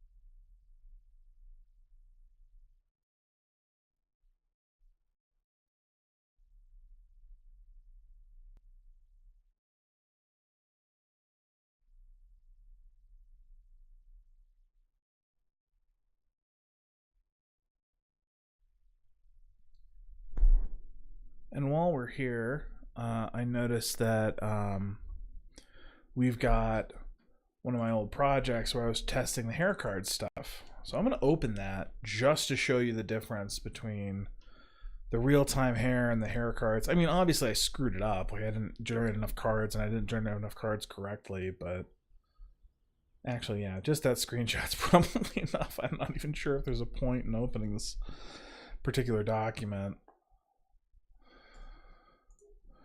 I also want to make sure that I'm not going to chunk out here and start dropping frames.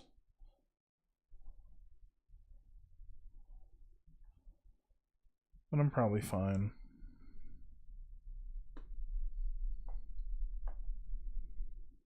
But yeah, you can kind of see how the hair card's rendered and generated there on this older model. But yeah, I mean, it looks nice. Like, it looks like it's a good start. I baked them in Substance Painter and I generated them procedurally with Houdini. But I was like, man, this thing's gonna need way too many cards. So yeah, there you go. That was quick. All right. Let's get a new project going. And this is also going to be some of my first time in Unreal for more than 20 minutes at a time. Launch this guy again. You can do it, I believe in you.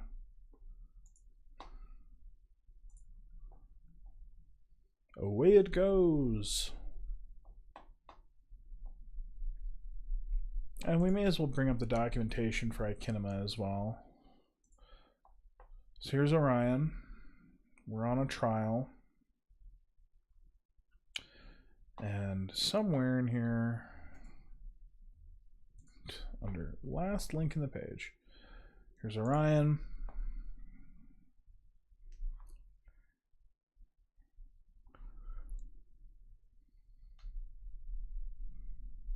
And you can kind of see what it's talking about here with needing 1 vibe and 3 trackers, and kind of how the 6-point and 8-point tracking work, right? And how you can have different options to do all this stuff. So yeah, it's pretty cool. We're going to try it out just a little bit. What I'm most interested in here is their rigs, right? Because if I can set it up now, then when, you know, I can hopefully have some demo motion that's been captured, and I can work on the rig before, sorry, the actual mapping of this rig before I get to, you know, because it's going to take me a while to have them ship the trackers and everything else. I can't find anywhere locally that stocks trackers in Colorado, so I'm probably have to order them direct from HTC, so we'll find out.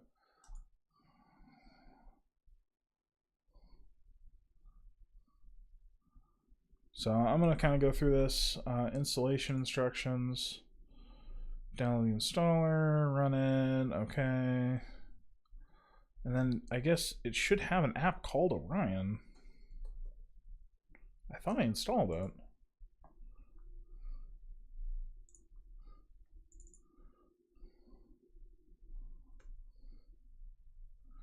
Installed it straight to C? What? I guess they told it to go straight to C? Okay, where did I install it then? Probably in program files. Get out of here. Yeah, I installed it to a normal place like a normal person. Alright, there's all this. Doesn't have a... Well, here it is. I guess it didn't install start menu shortcuts, I don't know.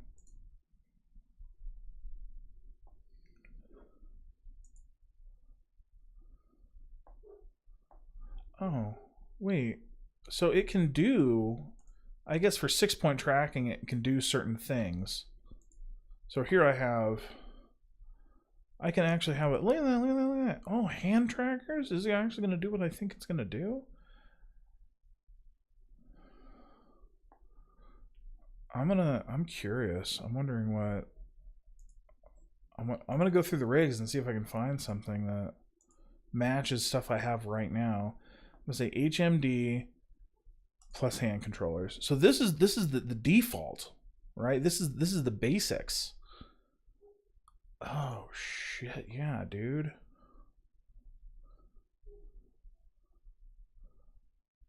Interesting. Output, actor. Okay, this doesn't look too difficult, man. Very curious. I like this a lot. Centimeters. Thank you, UK. 6 foot 2 inches 2 centimeters. Let's say 188. Oh man, I'm gonna have to get out. Oh no. Let's just leave it default. I don't think I have especially wacky body. We'll find out.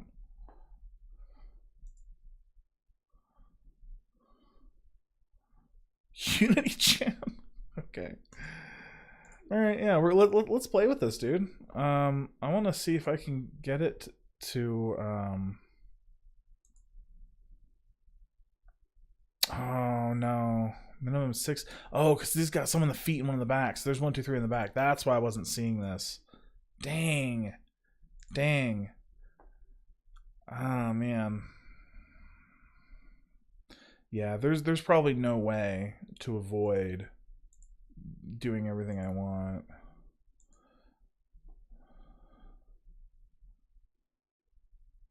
Yeah, because I don't see a single one that doesn't have feet.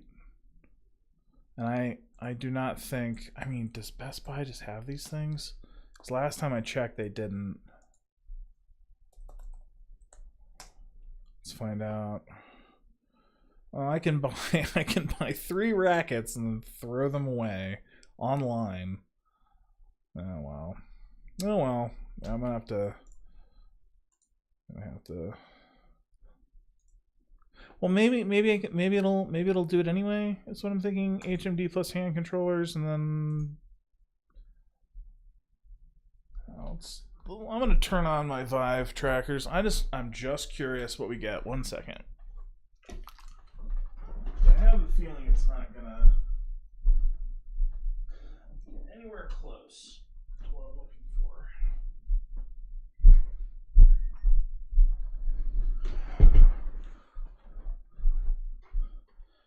2 trackers there. There's the Vive headset. Excuse me. All right. So it should be detecting everything, but minimum 6 sensors must be tracked. Only detecting 2. Yeah, it says HMD plus hand controllers.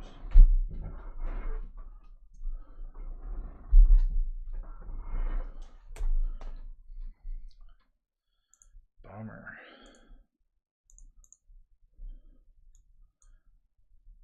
I mean, it sees these guys, probably, but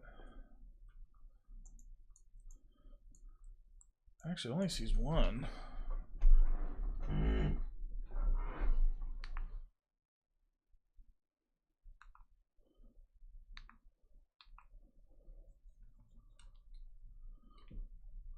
It's this one here. It's not saying this one.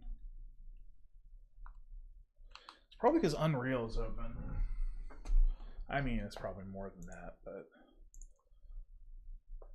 what I was really hoping is we'd find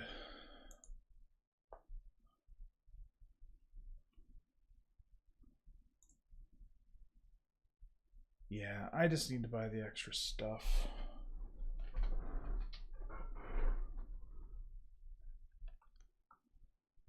Yep, gotta buy the extra stuff. So, simple as that. Alright.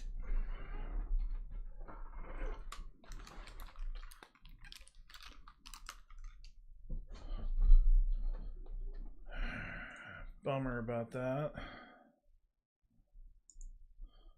Yeah, because this guy's not gonna track until probably it has everything. I'm curious. Close this guy. I'm curious if this comes with demo data.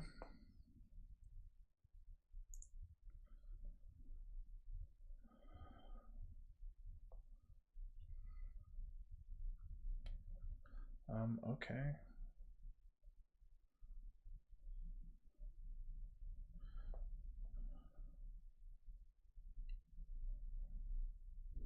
I wonder if it comes. What I'm curious is if it comes with takes that that come with it. So I'm gonna see in that folder if there's any save data that it comes with.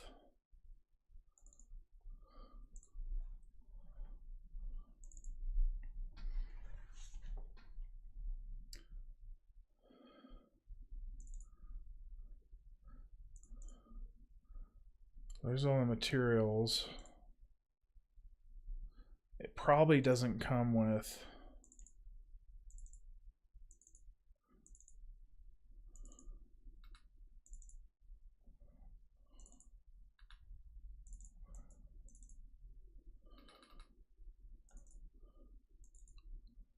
no, I doubt that it's gonna come with stuff we can use.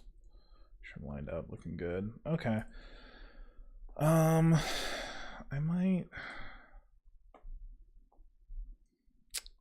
might just have to.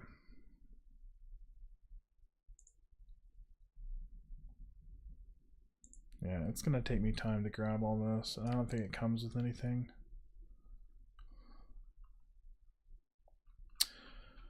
I can Orion motion data.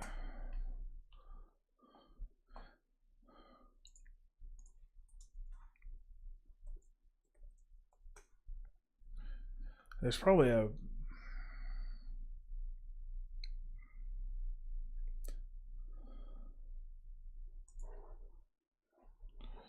so I'm not, the only reason I'm looking at this video is I'm hoping that because it's from iKinema, they're gonna have,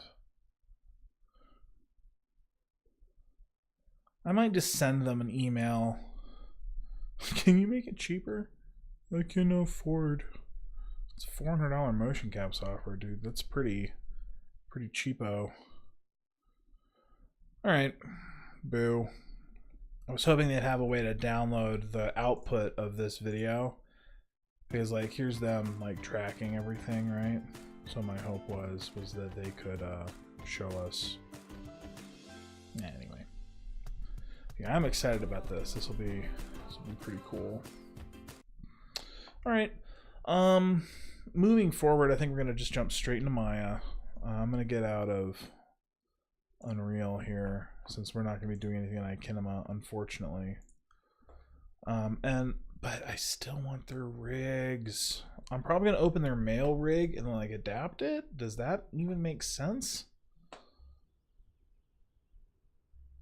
I'm gonna, yeah, I guess I should read their docs.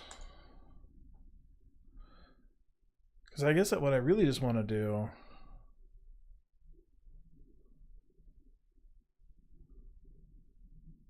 I guess what I really want to do is I just want to make sure that when I do finally capture this stuff, I can use that model. And one of the reasons I wanted pre-recorded sessions, does it come with one? Show me that it comes with one. Orion is shipped with 3 demo takes. Perfect. Yes. So that's what I wanted to hear. So I'm very happy that I just read just for another few minutes, because that's all I care about. I mean, I'm sure their capturing is great. Let's use the best captures they have available.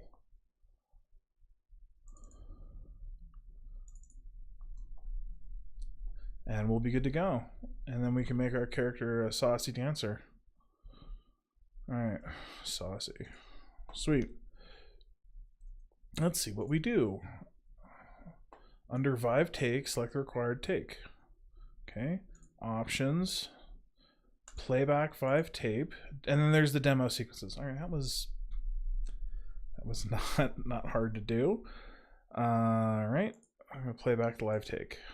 And viewport. Let's see what we got. Let's see if we can figure this out. Stap. Options, playback Vive tape. Not live. Playback tape. Take.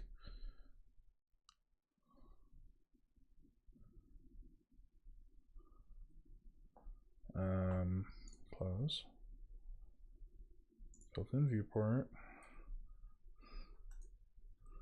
These side by side here. Also, SteamVR does not need to be running. Play? Oh yeah, there it goes, there it goes. Alright, so there's this. Here's our dude moving around. Got a nice big play area too. Look at his dead eyes as he dances. Dead eyes. And that's why it's, of course, extremely important to, I mean, it's not a face capture software. I'm not giving Iken a shit. I'm just saying that, like, from a film perspective, you know, we're going to want hand motion. We're going to want face motion, because we, as the makers of the game, don't really care about a lot of the stuff that's happening down here. A lot of the characters will be sitting when they're speaking or behind a bar or whatever. I don't know, whatever. We'll see. I don't have a shoot script yet. So now that we have this demo take, which I'm stoked about, I want to see what else we have here. So here's another sequence. Let's see what else we have here. Okay, looking more dancing, which is fine. The character should be in full motion. Oh, there we go. Okay, it's more dancing. That's fine. I'm down with that. Cool. I'm cool. All right. Let's do this tutorial then. So let's go through it. Version history sensor. I don't care about that. I've got this. I guess I'm gonna read 9 and 10 real fast. I don't care about the service part. I can go back to that if I don't have enough resources. All right, that could be useful later if we're setting up a record session and we want to sync it with sound or something else. Calibration, volume, and identification. I don't think I care about this since we're not doing any of that right now. Let's do. I'm curious about this. Matching Orion and SteamVR and Unreal. I guess we could put our actors in the actual universe. That could be extremely interesting. I'm gonna make sure you guys can hear this with me, and in this tutorial, because I'm sure you can hear it. Because I can't though. Your Orion stream to the SteamVR stream to give you a better immersive experience. To begin, audio routing here. 1 second. I'm gonna restart this video. It's only 2 minutes. Dup.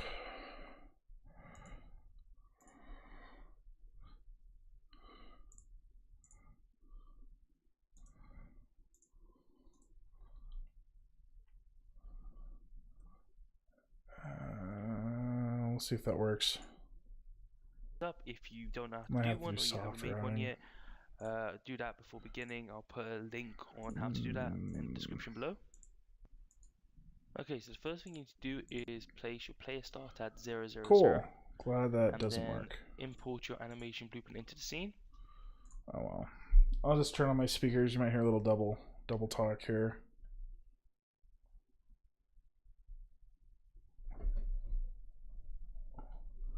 Turned off my monitor. Hopefully that didn't screw anything up. And of course I broke the sound, right? and then place nice that job. at 0, Oh, 0, here it 0 goes. as well.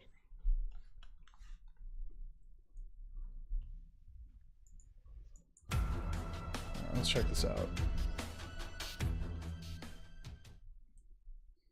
Hey guys, it's Zapman from iKinema, and in this tutorial we're going to go through how to match up your Orion stream to the Steam VR stream to give you a better immersive experience. May as well go full screen on this. You need a basic Orion setup. If you don't know how to do one, I love it when people don't enable full screen on their beds. or you haven't made one yet, do that before beginning. I'll put a link on how to do that in the description below. Okay, so the first thing you need to do is place your player start at 0, 0, 0, and then import your animation blueprint into the scene. I'm just going to watch this first. I'm not going to follow along just yet. And then place that at 0, 0, 0 as well.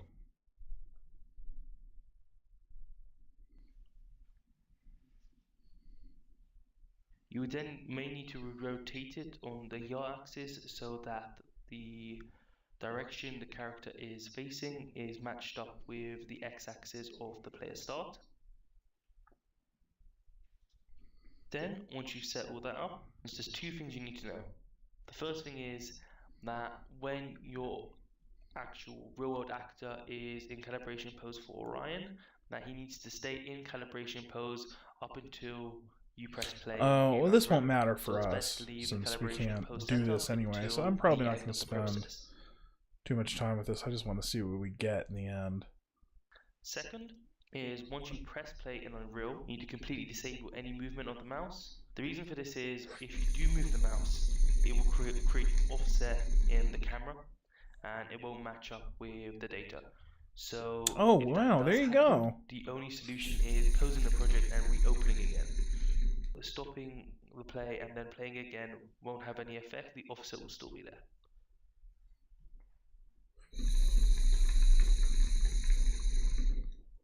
Okay guys, so that's the end of this tutorial. That's going to be great. Helpful for you guys, but as always, if you have any more questions or need... So the reason I'm freaking out about this, and I think this is the coolest thing ever, so cool that I've got to post it to the group that I'm in like right now. This is going to be sweet. The reason I'm excited about this is that if I can have my character actors who may even do the voice acting as well, most likely I'd say. I don't know, maybe. It's not like I have a budget for like professional motion cap guys. It's all kind of a volunteer project for the most part. But if I get my actors to do a scene where they can interact with the other character, right? I can do one capture and then another capture and people can... This could speed up the process just from a technical perspective, but also immerse the actor in the environment that they're going to be in. Like, hey, look at the bookshelf. And it's going to actually line up. I'm not going to have to like rotate it and make the character do certain... Oh, this is going to be great. I mean, of course, recording character interaction, I'm still going to need things like walk cycles and this and that. But I'm thinking for the specific scope of my project, this could be intensely cool for our project. So, very cool. We let's get the streaming to Unreal part done, because that's the idea. So to stream the Solve Skeleton data to Orion runtime Unreal Engine. All right, so let's get the FBX, and I probably want to get the FBX into Maya. Drag pins, correct new nodes. I wonder if it just uses Orion stream, then final animation pose. All right, let's just try to get this guy in Unreal first. So I'm gonna get Unreal up here.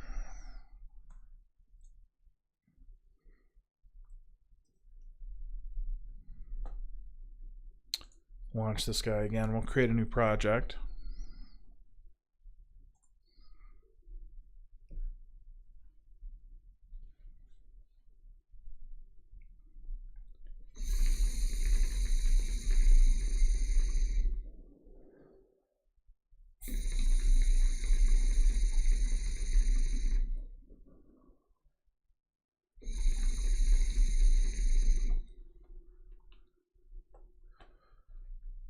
I'm just going to pull up an old project that I've got that's pretty bare bones. And again, I'm extremely new to Unreal. And the reason this is called functional testing is I wanted to start learning how to do functional testing through kind of, unit tests for the project, so I could have them automatically run in Jenkins, because we're going to be doing a continuous integration process on the project to make it very easy to collaborate across geographic borders. So I don't have to have like a team in Colorado to do this. It'll be in potentially an international project. Who knows where people are going to be working from? It's kind of my thought. So get lined up my video again. Sorry guys, I'm kind of like off in the corner here.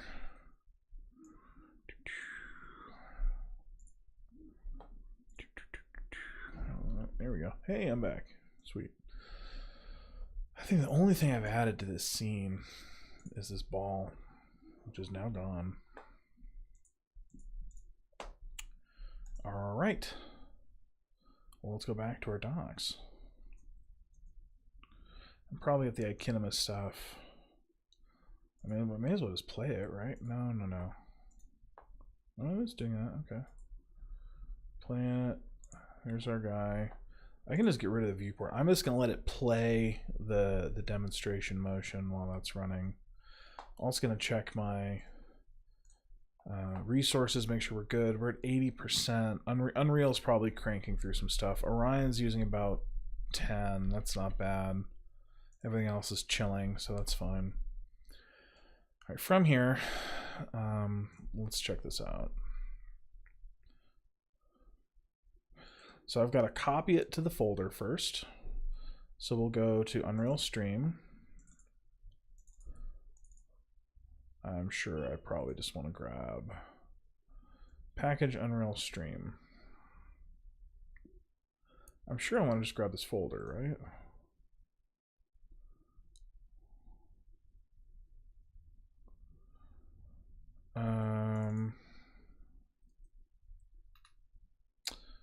Doesn't say. Copy the I mean, like, their documentation's out of date, so good job, guys, because that's not what gets installed. There's no zip. So it says under origin package, which I'm sure is this, Unreal Stream, and then it gives me a number. I'm sure this is just what goes in the folder, so I'm going to get that.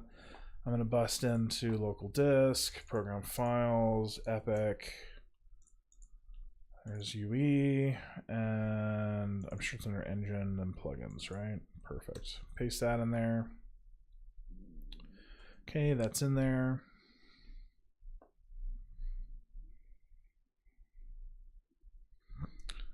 All right, there's that, and then start the project, and plugin should be low by default. I'm probably going to restart the Unreal Engine so make sure it actually grabs that, though. Ooh, it has Houdini integration. This is going to be cool. I wonder if there's a way to rescan plugins. We'll find out.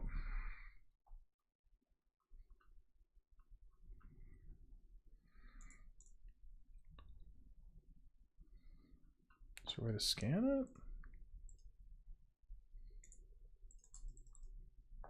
Yeah, let's just reboot this dude real fast. Exit. I don't care. Launch the engine. Make sure it'll actually grab that this time.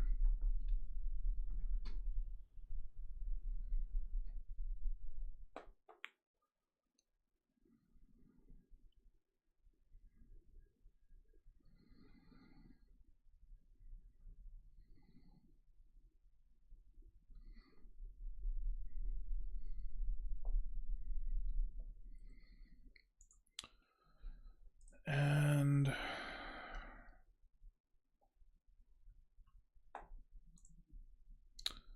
I suppose we should see if we can find the project they were referencing here.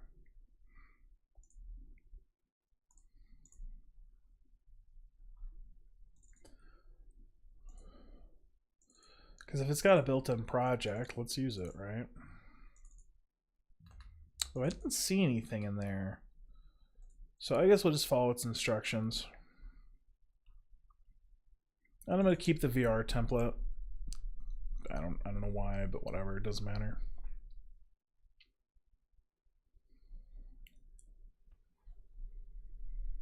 I don't know much about Unreal yet, so let's see where it goes.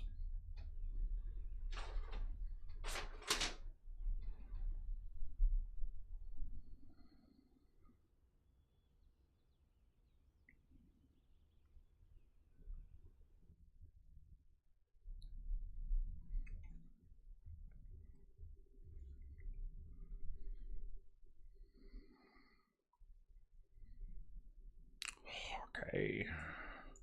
Get rid of the ball again. Alright, let's follow those instructions. Okay. So we'll start by following our instructions of importing the iKinema mail.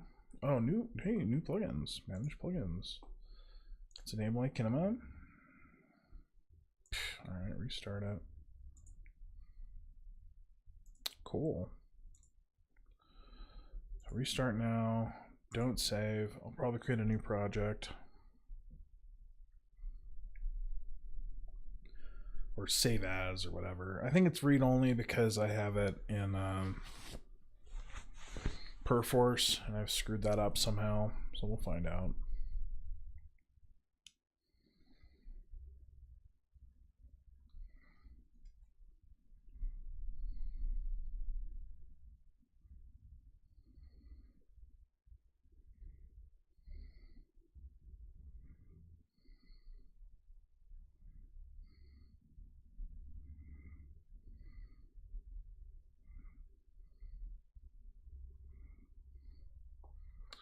Now it's enabled.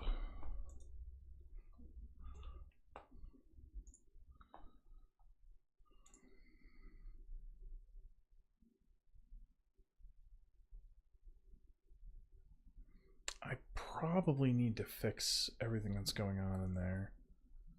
So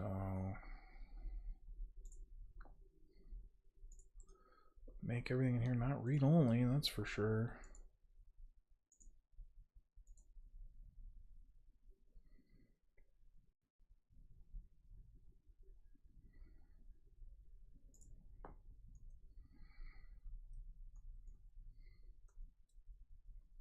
All right. Save? Yay. All right. Okay, from here, let's see if we can follow their instructions.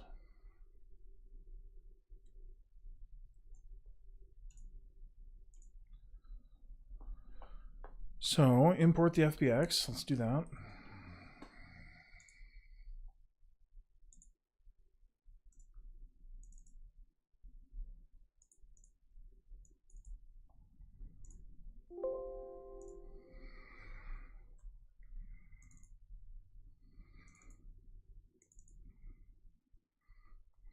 Let's see if it gives us any instructions for how to deal with this stuff.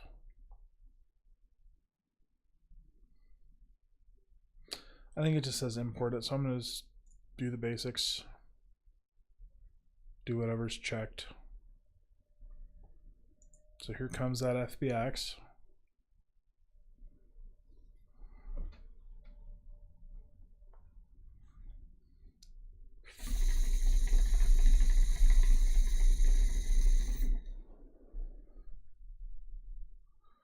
Waiting. Alright, so it got all its stuff. It's going to compile the shader. Wait for it to chill out here. And this is, I think streaming Unreal is going to be particularly difficult from the same machine. Because it's going to be cranking on the CPU, and I'm probably going to drop frames. But I haven't dropped a single frame yet, so... because my graphics card is what's doing the encoding of the video. So hopefully this will all look fine on your end, the viewer's end.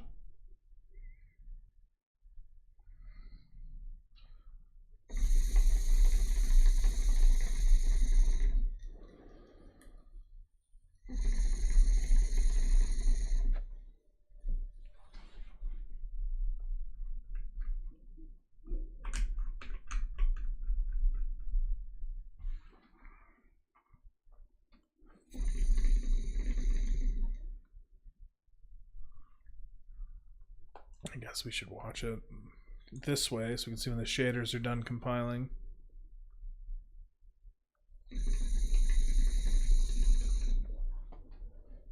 I'm also going to add a mute hotkey real fast to this mic so that I can hit my vape without bothering everyone.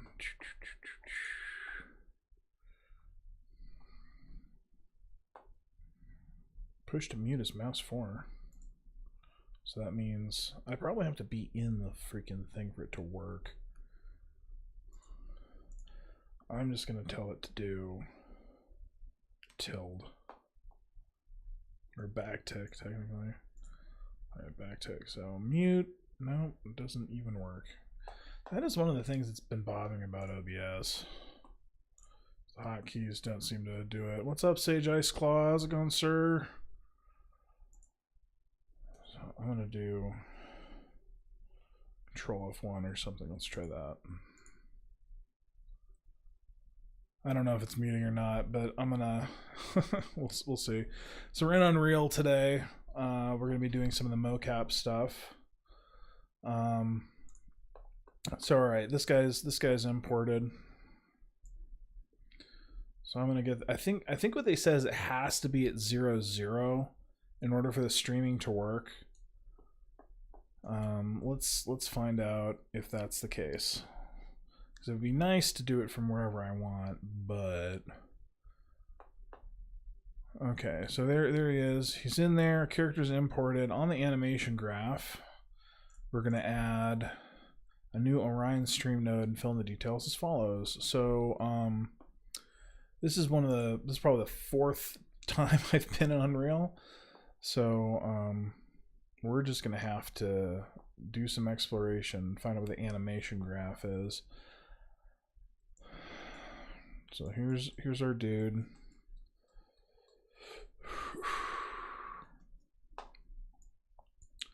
He's in his T-pose. And let's see if we can find out where that is.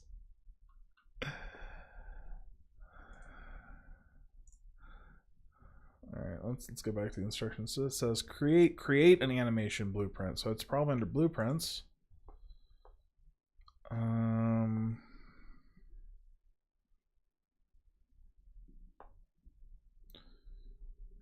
Animation? No. New empty blueprint class? Look at their type. I really have not been into this. I don't see. No. I wonder what they mean by that, because I'm super new for the skeleton. Maybe I have to do it for the skeleton.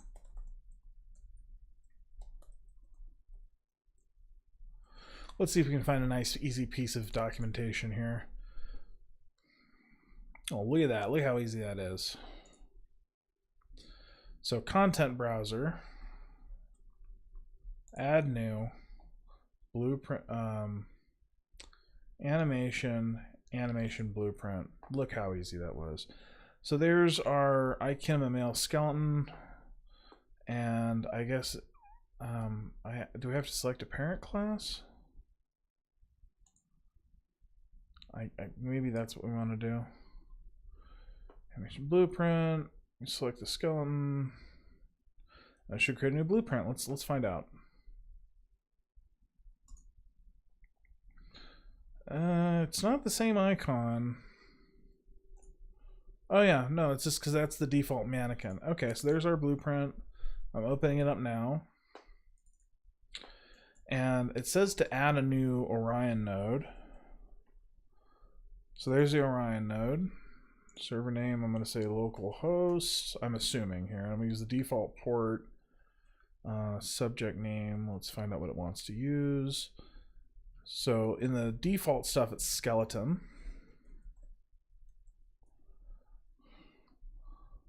And stream Y app we might use when we get our guy in there. We'll see. So, reconnect.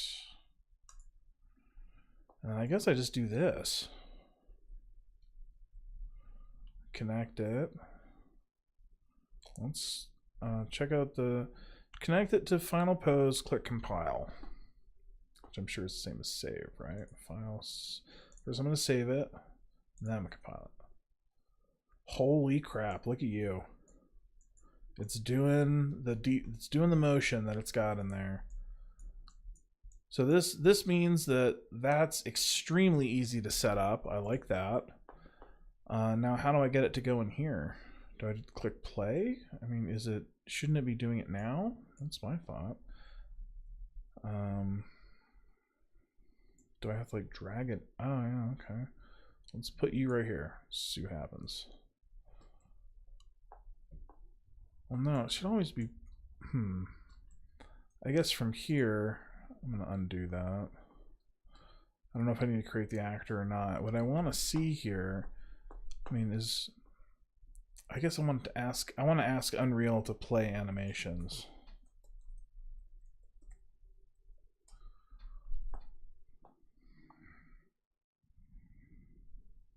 In viewport.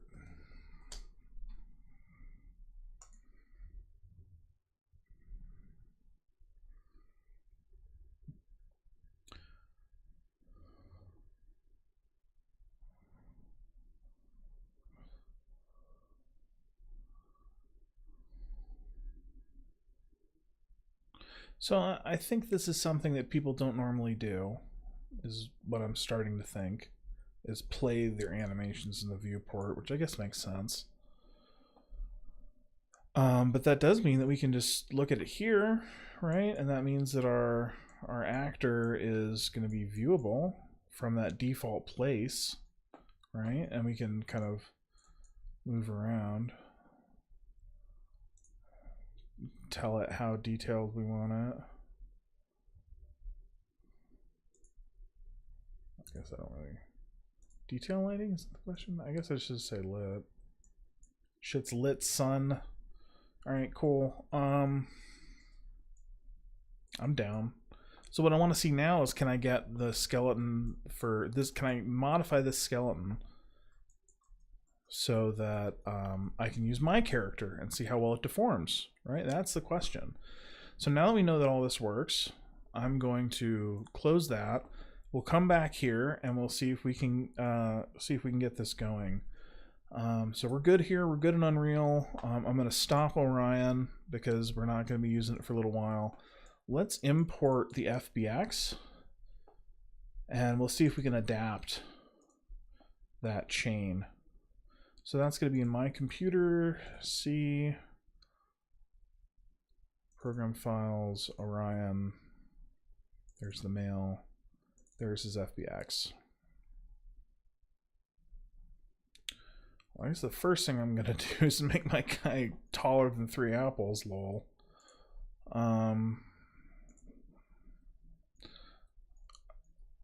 Because your scale is huge. So, because all I have in here is the mesh, all I have in Maya right now is the mesh for my character, it should be very easy to just scale this guy up. So I think to do that, all I need to do is do scale. I'm going to say it's the guy is 50 times bigger, maybe.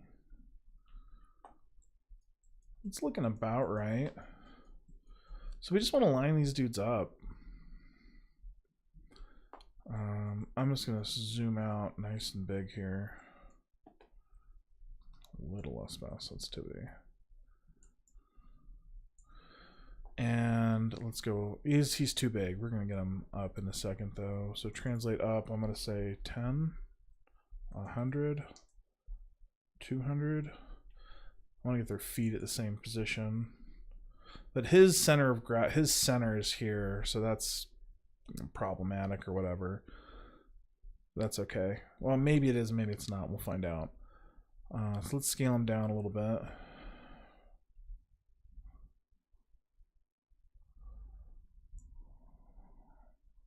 Getting closer.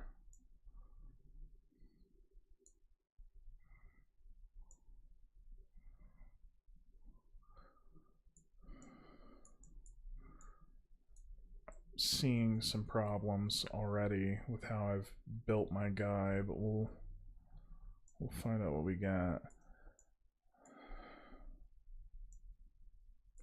because we're gonna have to get him into the T pose in order to really align him. And to do that, I might start just by using the auto mesh. Oh, I also made my dude really short, which is okay, he's supposed to be, but all right, maybe I should not try to align these guys just yet. Maybe I should just try to take this dude's bones out and it's like redo the, just match the bones, because that's really all I care about. It's got to work with different sizes and blah blah blah. Why am I not seeing those? I'm gonna go to wireframe here. Oh, it's because they're totally inside. That's why. So, so those are the FBX bones we have to work with. I'm just gonna delete, or I don't know. I guess I can hide it. Oh, does he have shoes? I guess I can take his shoes off. So I don't care about any of that crap. Just delete them all. And let's get this character aligned with this mesh. And then we'll... I guess the smartest way to do that is to auto... I'm going to use the auto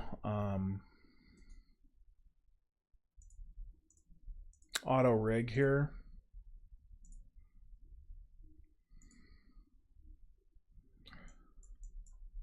On my guy here. I'm just going to click create skeleton. Nope, that's not what I wanted.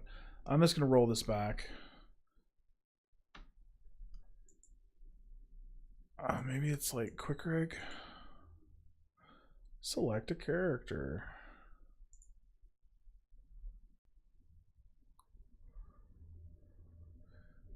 And I'm going to get him posed in a similar way first. Just nice and simple.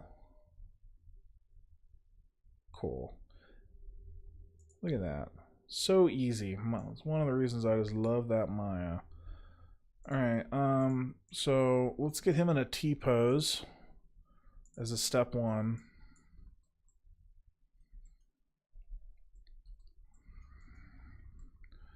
I'm going to do that.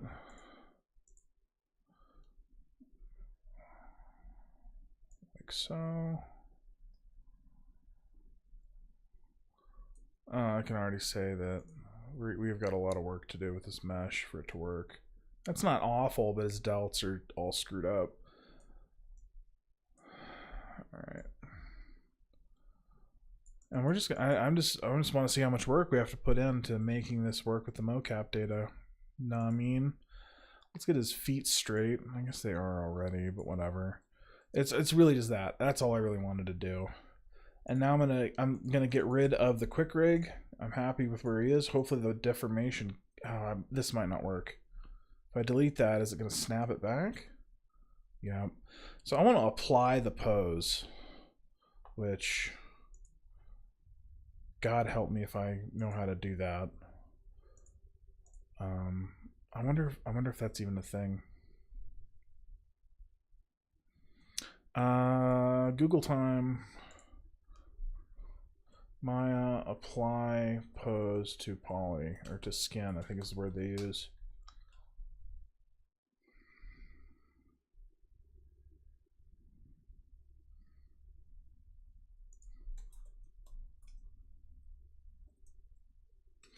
Maybe applying pose underlying geometry. Maybe this is the keywords to look for.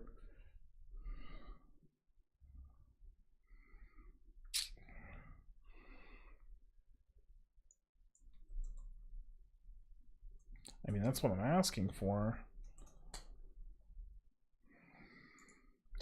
Maybe this is about the bind pose. We'll find out. I'm really new to animation. I never got super far. Let's see what we got.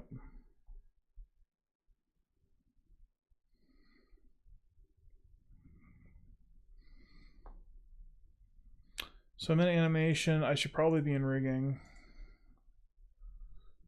Probably. Skin, bind skin, go to, so this go to bind pose. So that's the bind pose. Oh, see, this is what I'm talking about with destructive, and why, like, an undo in a program should not get so wrecked. Like, that's just messed up, man. All I want is that, and I also probably want to change the flexion of the hand here so that it's straight as well. It's very much actually a T-pose. Alright, I'm undoing all this, and hopefully I'm going to get rid of the rig as well. Well, no.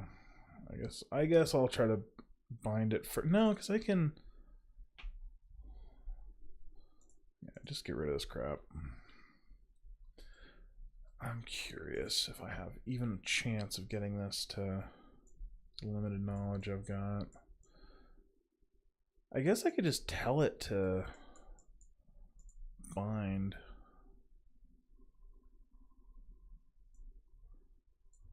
Let's get you there. I'm gonna get him scaled up a bit.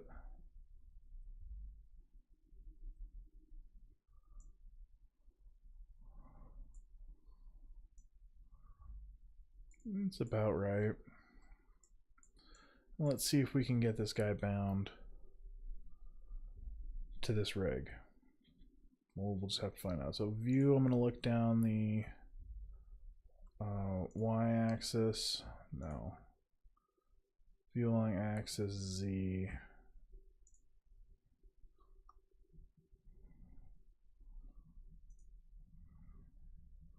I gotta get him. Okay, so it's doing x-ray, so we're fine there. So I just want to get them lined up first, right in the center. Looking good. All right, let's see if we can grab this.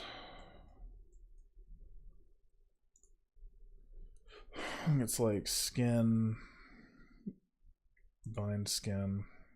Bindable objects must be selected. So bam and bam. Do I select both? Skin bind?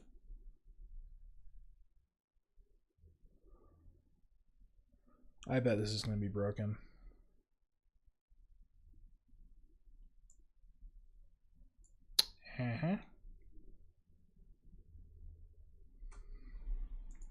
Nope. And now the undo is like not working. So used to in Houdini, everything just being able to roll forward and back. Super easy. Yeah, I bet I've broken everything. I'm going to start a new project because Maya is so forgiving. So I'm going to import my FBX for the Kinema Mail. I'm going to see if I can, like, if there's an option in Maya to replace the skin. Because ideally what I can do is I can just... Yeah, I bet I can just swap it. Maya, change, or replace skin of... Yeah, replace skin mesh. Let's see what we got.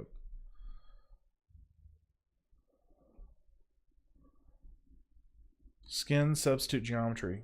Let's try it. So I'm going to go File, Import. And I'm going to grab the...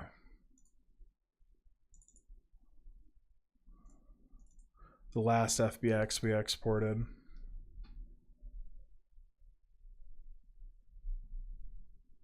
And he's teeny tiny down here. So I'm just going to scale him up. I think we found that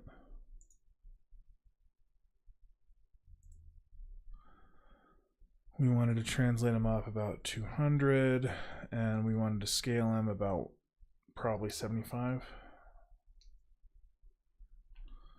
That's too much.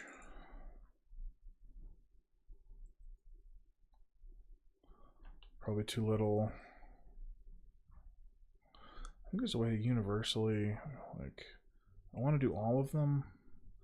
I guess I'll get him. I'll get his height right, and then we'll go from there. I'll try to get him in the middle as approximately as I can, and then I'm just going to do height.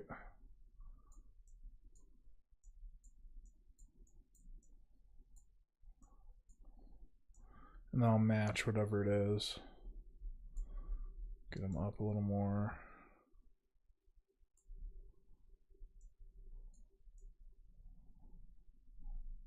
A little more, maybe. Or maybe just a little down. I want the feet to be touching the bottom. Maybe just a little below that because we're gonna put his shoes on him, so we don't have to look at his terrible feet. Okay, 33.4. Copy that across. There's our guy. I'm gonna get him lined up here.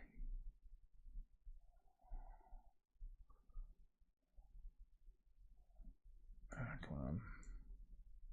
My mouse is just so terrible. Alright, we're doing X translate here, so what I'm doing is I'm holding control and I'm moving it back and forth until I have it approximately where I want it.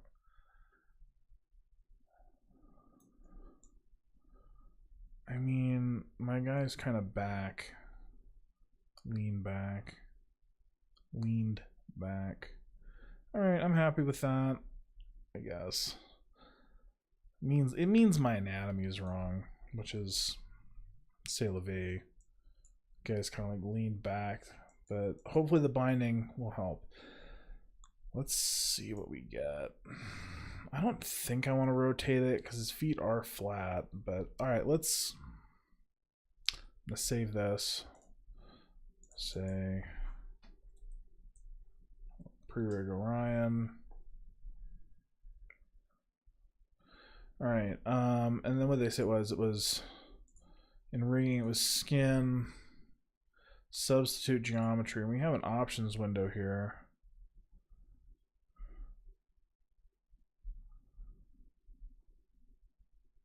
All right.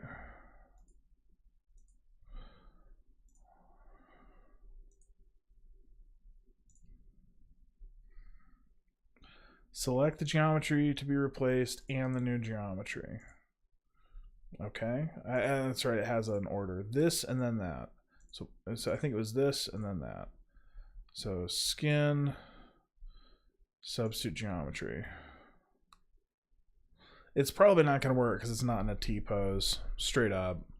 I'm also seeing some things I did wrong with my topology. We'll find out what we get. Maya's going to screw this up, I guarantee it.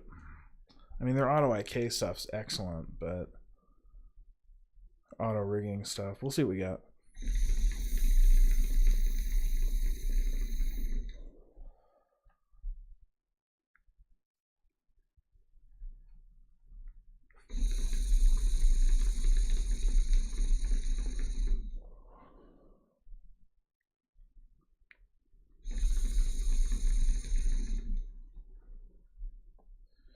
Well, that worked excellently. Both have just disappeared. Good gerb, Maya. Good gerb. I mean, what the hell is this? Just some tiny... Maybe I have to apply the scale. So I'm going to instead of doing undo and just waiting for this to screw up again, I'm going to open the old scene, pre-rig Orion, don't save. What? Oh, okay, cool. All right. I think I have to like apply the translation. Is that like a thing? I'm kind of maybe I'm remembering this wrong. Maya apply transform. Sure. Select freeze transformations. Okay, so select F free. Select modify freeze transformations. Okay, now let's see if that works better.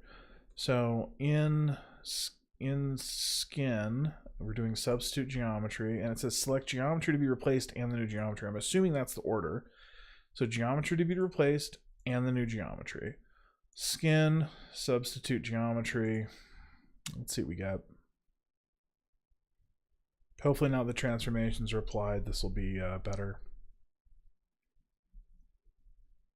And we'll just see.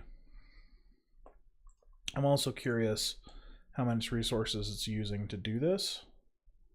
The answer is not very much. It looks like it's a single threaded solve.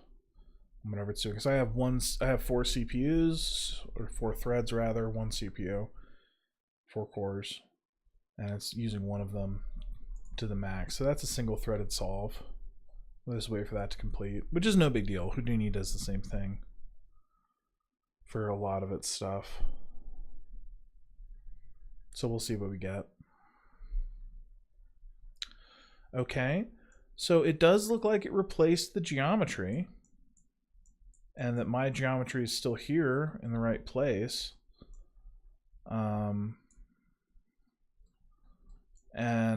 So yeah, what I want to do is I want to get this guy into the right shape first, in the right area, right place. So I'm gonna go open the scene, and then I suppose I can do this in ZBrush too and just get everything perfect. Yeah, so I'm going to come back here. I'm going to flip back over to ZBrush for a bit.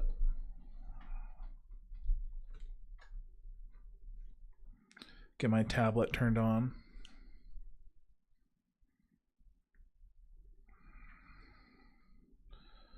And we'll just try this out. So I think what I'm going to do is I'm just going to mask out the areas via the edge loops. Because I think I can do the same thing, right? Ooh, maybe I can do it by the... Might create polygroups. I don't know. We'll find out. Fuck it. I'm just going to do this. I'm going to grab... what are we asking for? What is going on? I just want to change my... Oh, that's right. Okay. Lasso.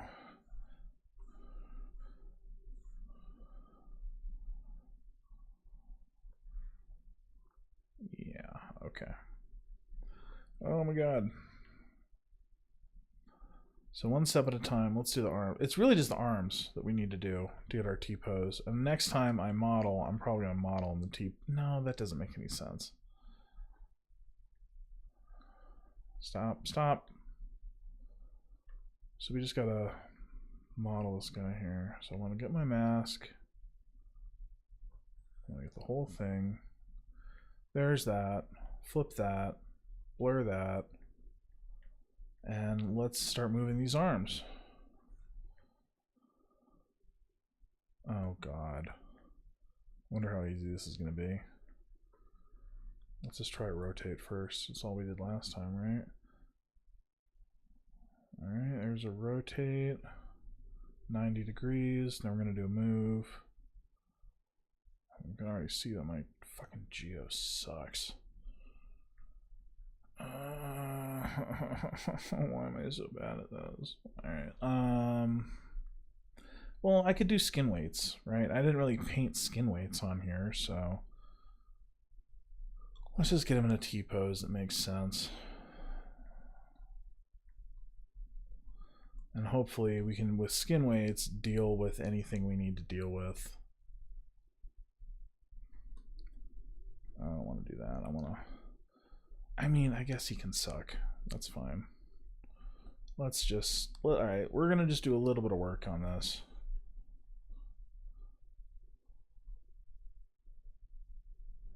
Just a little bit of work to make sure our T-pose makes sense. And we'll get a little more heroic looking at the same time, because we lost a little bit of geometry when we were doing the retopo. So I'm just using inflate here in the reverse to kind of get this where I want.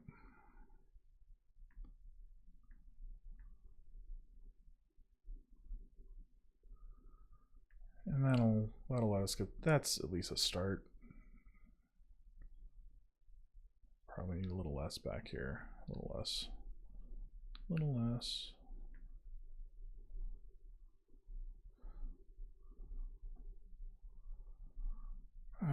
that's awful, but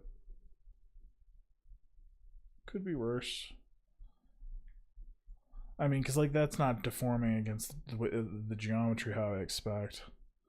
Doesn't look physically accurate, but that's okay.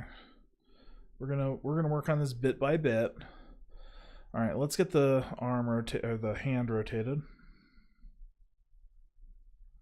Flip, flip, flip, flip, flip, flip, and we're gonna get the T-pose correct.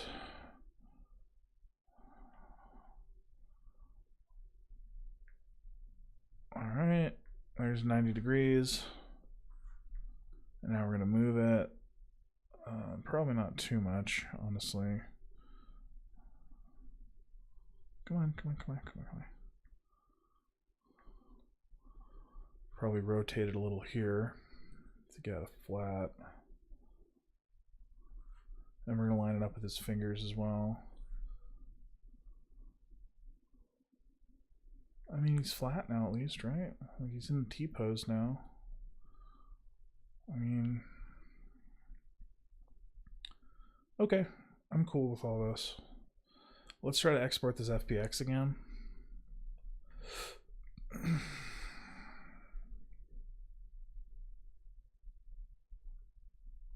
No.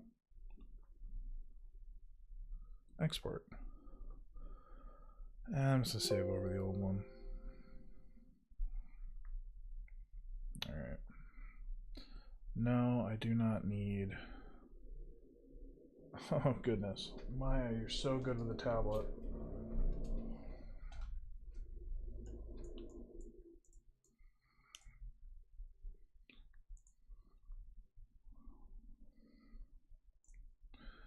Yeah, I think Maya is just terrible. All right, view down. I guess that's this next Z. Okay. So I'm gonna get rid of this guy.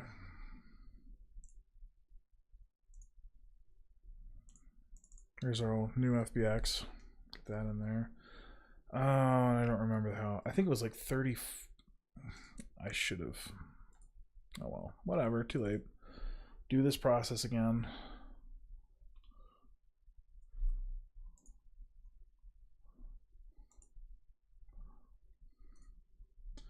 I think the scale ended up being 37 something.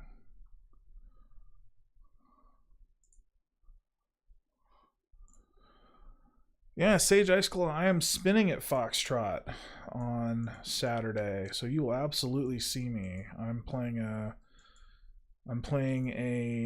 minimal techno set. I'll be playing, I think it's the last set of the night,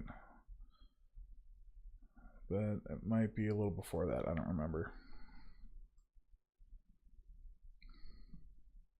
It was 34, 34.66 or something.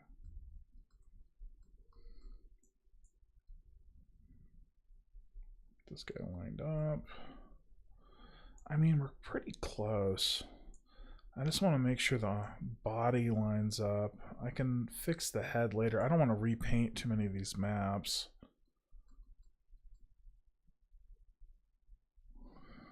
Let's see here.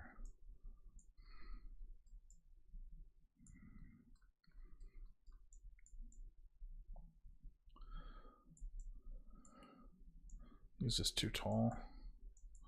But like, that's the thing, right? It's like, maybe I don't know.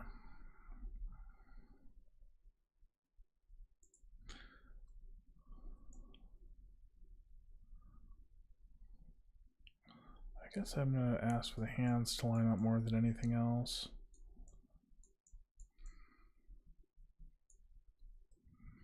So let's view down the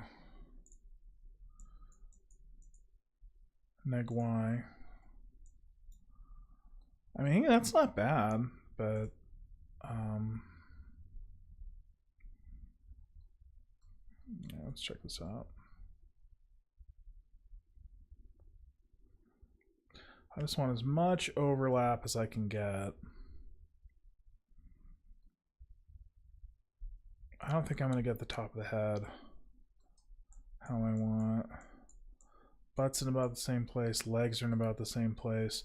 I guess I could... I'm thinking about, like, I think the T-pose is what's important here. Like, it has to bind to this in the beginning before it'll start streaming.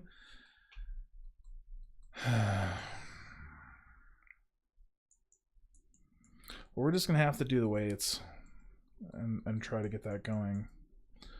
So I'm going to select, because from here it should be not too bad. Though I'm going to shorten him a little. Oh, but it's all about the arms. I really don't care about the feet. Doing the feet is going to be a lot easier, I think, because maybe I'll scale him down a little.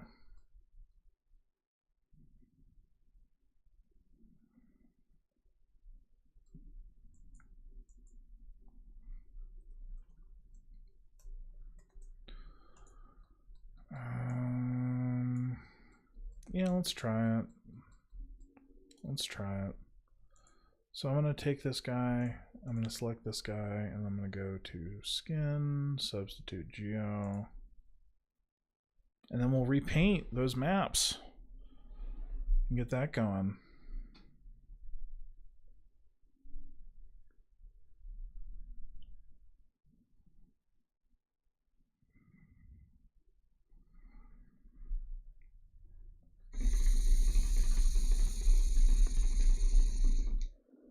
Again, this solve is going to take a minute, so.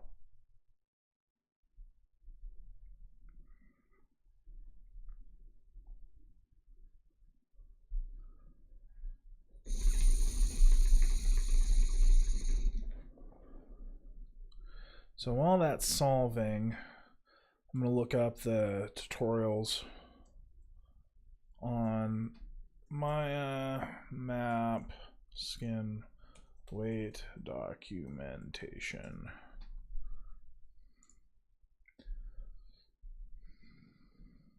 Because I'm going to come back to this. This makes you want to paint, turn out blah, blah, blah. Skin, paint skin weights tool. You can use mirror skin weights as an alternative method to affect skin weights. Okay. Yeah, this is what we're going to look to do. Oh, dang it, I forgot to apply the transformation. So I'm going to go back here. I'm going to go to modify, freeze transformations. I'm going to do it again. Bam, bam, skin, substitute geometry. Let's try that again. Because it's probably generating default weights based on the proximity of the bone to the skin. And we're going to want to edit all of those.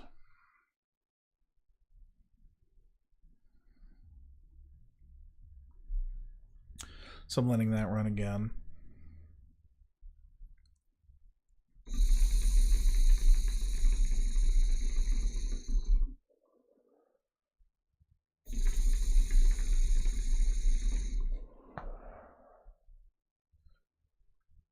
Yeah, this will be cool to see this character move around. Hopefully we can get that done. And then I'm going to recompile Unreal Engine probably tonight. And we will see what we get. All right. This is looking pretty good. Just now, let's just look at the weights. Let's see the weights that we got. So I'm going to smooth shading is on. Okay. So the eyes are in the wrong place. So we're going to, how do I guess I don't care. We'll just see what we get. I don't know if I'm allowed to edit the actual skeleton. You know what I mean? Which I'm sure I can. I'm sure they thought that far ahead. But let's go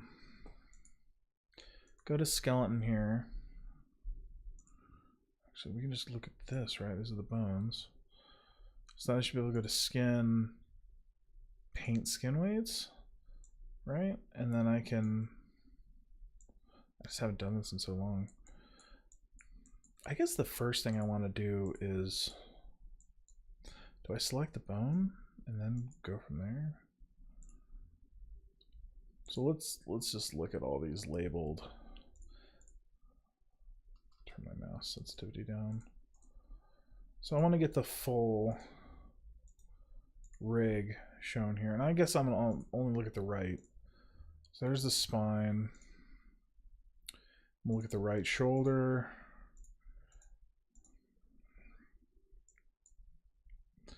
And let's start with right thumb is probably the right place to start. So we're on paint skin weights. So I think I can just draw on it, right? No, I've got to remember how to do this. So turn on smooth shading mode by going to shading.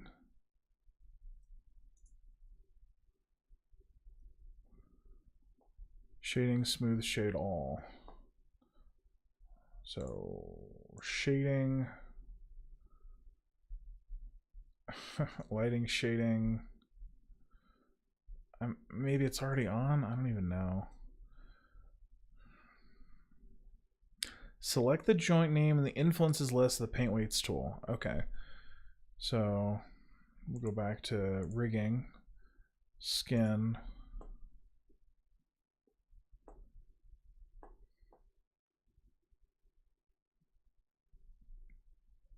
There it is, paint skin weights. And then it says to select the joint name in the influences list. So look for influences. Fantastic. Maybe I have to select the skin. So I'm going to select the skin. Oh, there we go. Nice. So that looks good. That looks like a good weight to start. I guess we can just traverse up it. So is there like a panel for this? Where's the panel?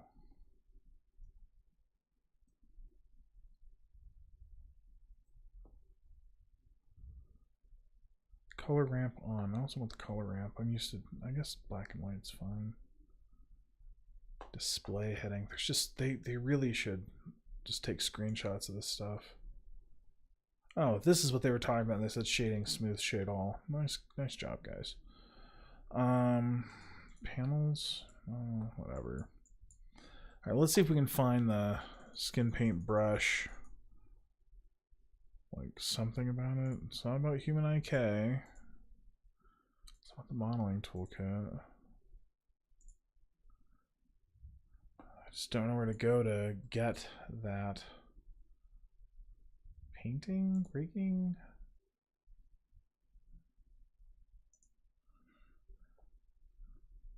Is this what I want? Yeah, it just lives here, I guess. So I'm gonna try to get it to live over here. Is there a way to do that? Lovely, thanks Maya. Okay, here's this. Yeah, I've just got to learn more. I shouldn't be so crabby about Maya. This guy here. Keep the view along axis somewhere nice.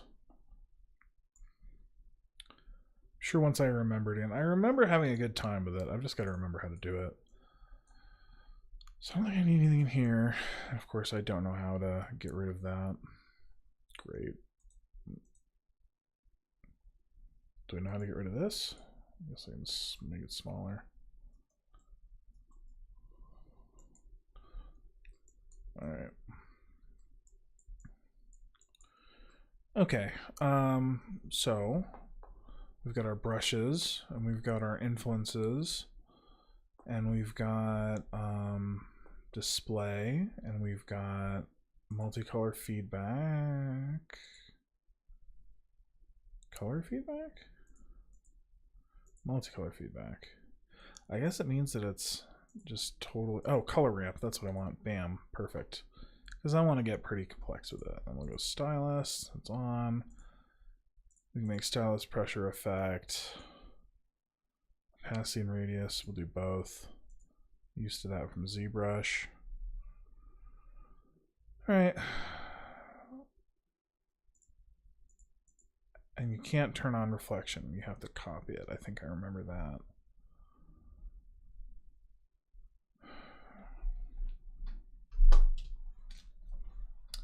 Stylus time. Oh, no. Oh, God. Oh, Jesus. None of these things I want. Alright, I think it's back. Goodness gracious.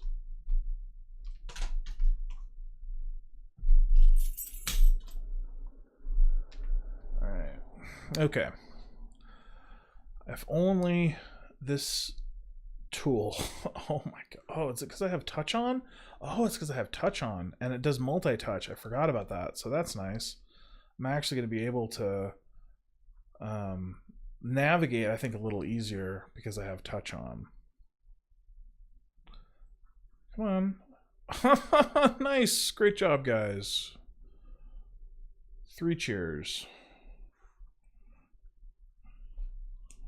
3 cheers. I don't think I saved that file. Seems we're going to need to do all that again.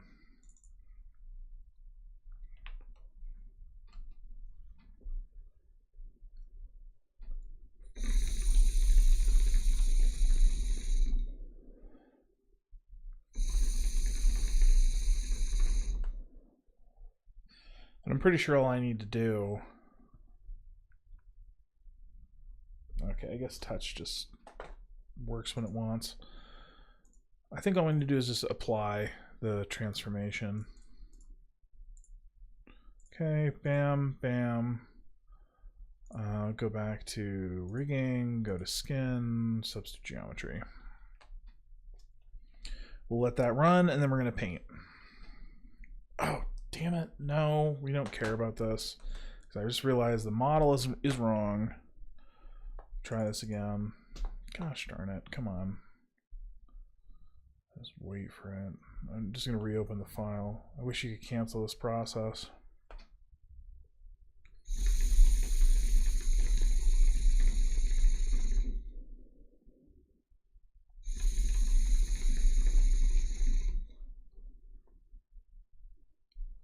Come on.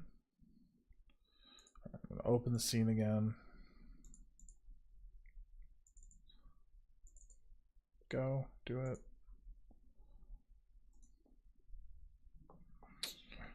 Alright, I'm going to delete this.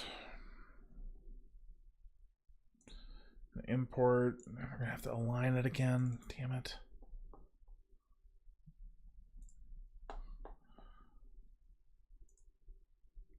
I think I remember this part though. 33.9, 33.9, 33.9. I don't remember where this was. We'll just say 100 to start. 75. And we'll start this whole damn process again.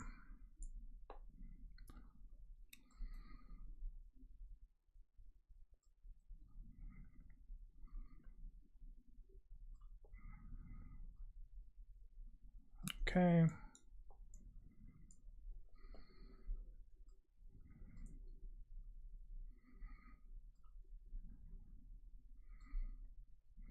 And remember, I'm just mostly trying to line this up so we don't have to do too much editing of influences.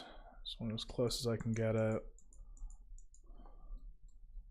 Okay, looks fine. And now freeze transformation. Modify, freeze, file, save. 1, 2, skin, substitute. And then we're going to start painting.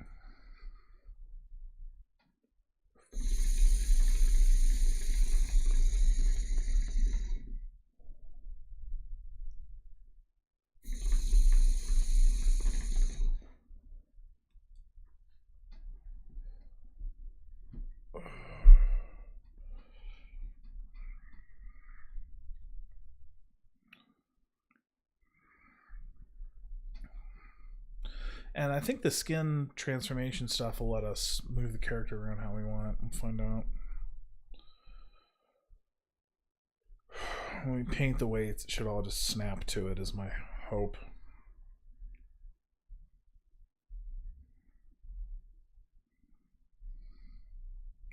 All right, now we're moving around in touch mode. So that's that. That's move.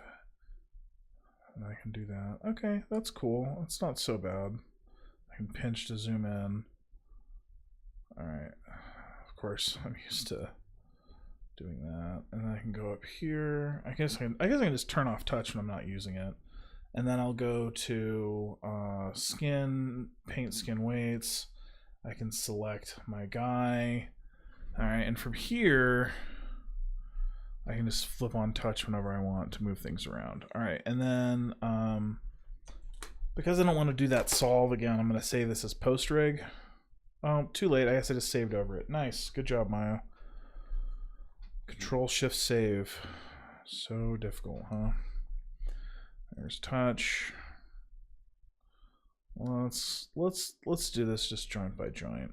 All right. Skin. Paint skin weights. I'm there, and then I want the panel up, which I'm just gonna put. Oh, there it is. Now it works. There we go. That's all I wanted. Okay, here's our hierarchy. Let's start with the spine. I'm most concerned about the arms to start. Here's the right arm. That's not bad. Okay, so that missed the hand entirely. Can I modify the T-pose? That's what I want to know. Like really, really bad. I want to know that. Oh, damn it. Alright. I'm not going to use my tablet just for now. Because I need to navigate in a way that makes sense. I don't have time to learn this just yet. I guess there'd be a couple ways to test this, but I'm gonna go with the function, with the idea that I can't change this, that I can't change the rig. Is there documentation for this? Ryan, Ikinema rig. I'm gonna go to more, I'm gonna go to support, documentation, Ryan, rigs. They need to add more docs here, in my opinion, about building your own rig.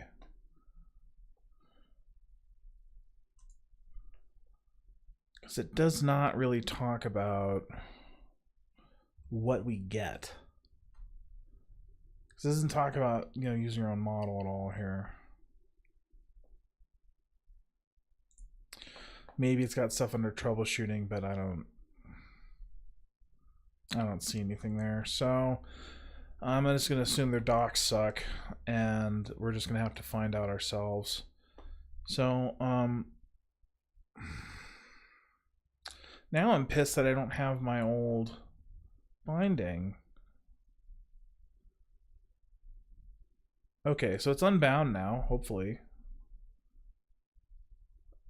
Do one more. Okay, so it's unbound now. That's good. I'm gonna try to just transform these guys here to my model, and we'll see what comes out. So I'm gonna position this guy so that he's in line with my model instead. Who knows what'll happen here? I also don't see any IK in this at all, but I guess that doesn't matter because we're doing mocap. That doesn't make any damn sense. All right, we'll just have to see what we get.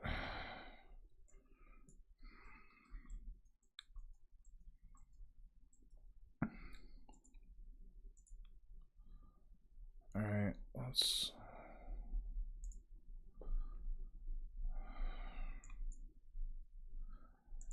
I don't know what this is gonna do, and this might be quite the enormous waste of time. Cause like, no. What if I?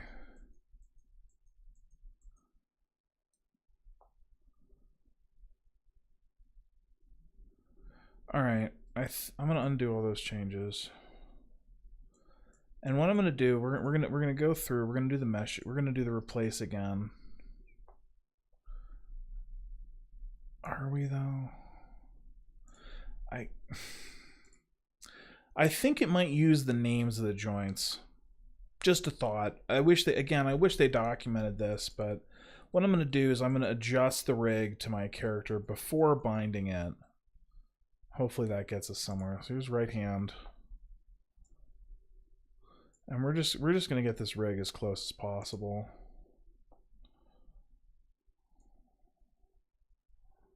I don't want to go too far with that. It's the wrist. Probably like that. Maybe like right there. And I know Sage Iceclaw, you've done a lot of rigging. I know you were talking about some of that in the Caulifers chat. So if you want to chime in with any of your thoughts on the best way to get this done, I would appreciate that. Because I have never done a full body rig. I've only done like custom rigs for like face rigs and stuff. So let's see where we got.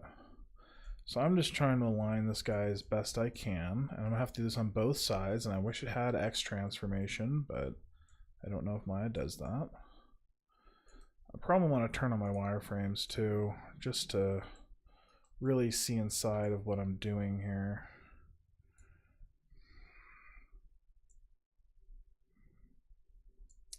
Seems legit. And here's our right index finger. Here's all three of those. I'm going to start with this one. I'm going to move you here. I might try to translate these as little as possible because I haven't seen any IK, inverse kinematic, solving on this. So I'm worried.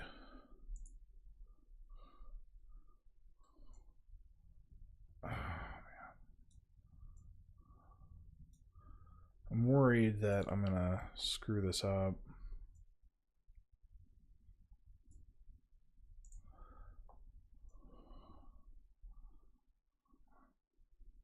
I mean, I guess that's a start. All right, so there's the right index finger. Let's do the right middle. I'm hoping that it uses the names of the bones in the plugin for what it's doing. We're just gonna have to find out. I mean, that's a common thing, I think. I mean, I've heard of scripts being driven by that kind of stuff before, so we'll just have to see what we got.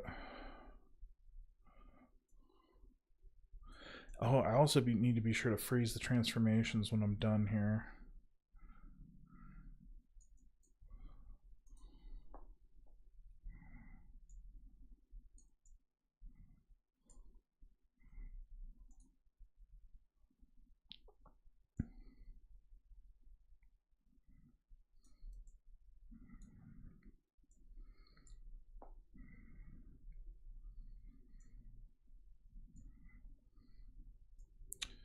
Continuing to rig this.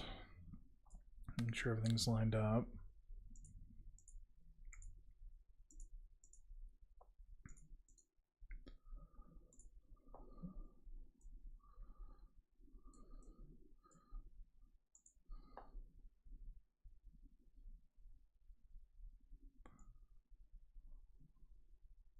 Should probably remain pretty straight.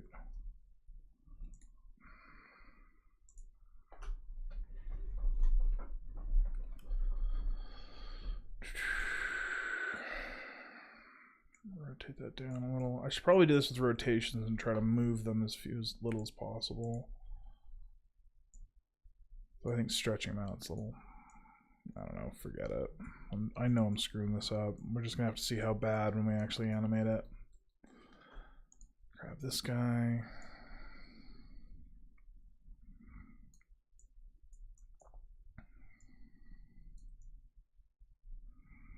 That's looking fine.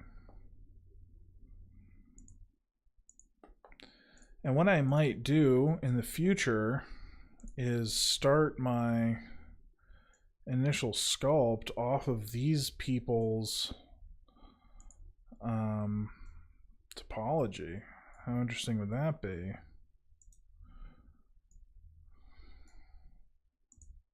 Because then I'd have the good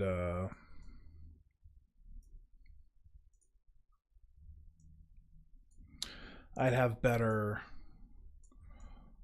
anatomy probably from the beginning and everything. Oh god, what did I do? Oh, you're broken. Undo all that. Should be straight. Alright, let's go from here. Nice and simple, right? So the first joint should be here. I'm probably gonna have to do this in a specific direction. Keep it nice and simple, the transformations.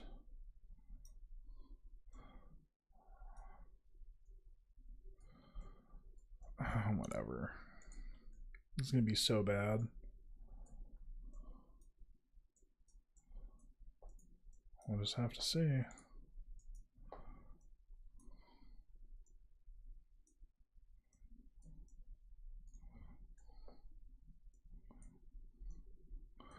Okay, I'm happy with that. Let's do the thumb. Oh god, I have to do this on both sides too.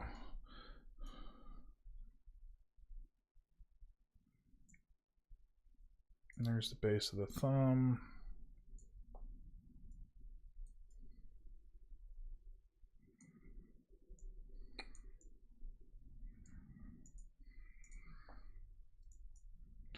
Just gonna try to rotate to start. Start getting these things aligned. I mean, that's not bad. And this is where the industry guys just like, not even industry guys, people that do this like every day, they just slam this out, I'm sure.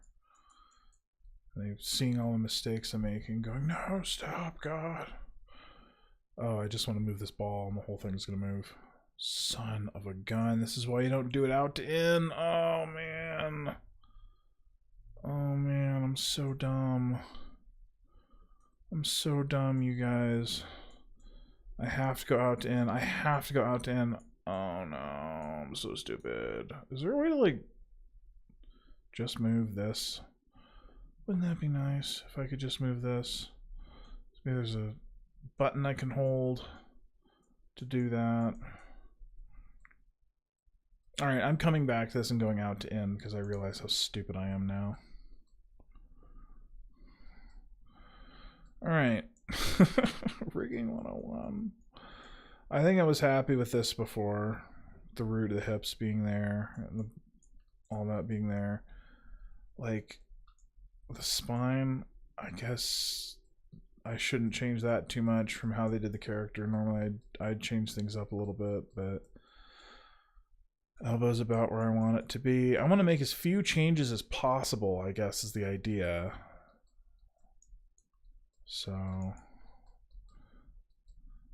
But for the spine of this character, I guess I should move just this joint here. Because I want the head, I guess I could just tell where the head should be. I'll try doing that. Neck. Rotato.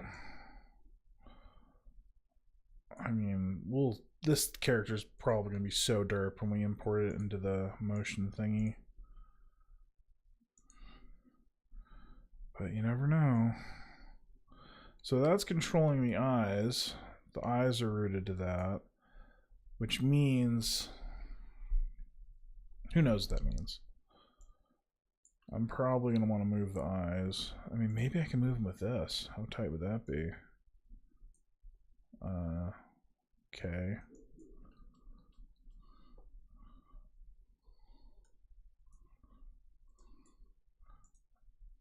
Oh, it's because it's rooted to that. Okay.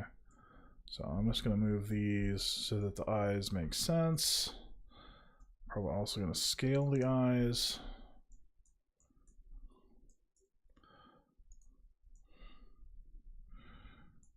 And I'm going to turn on the frame again.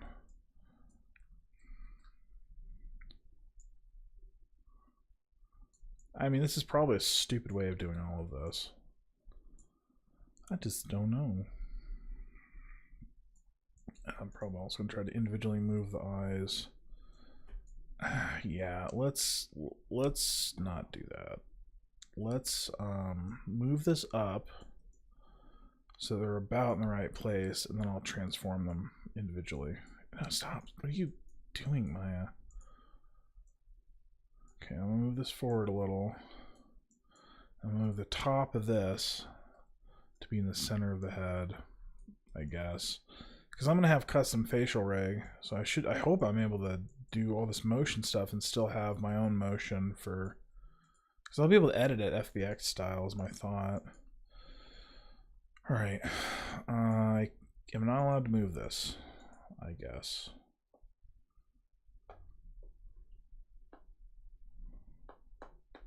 Fantastic. I can't move it. Why? Whatever. I guess I will modify it with this.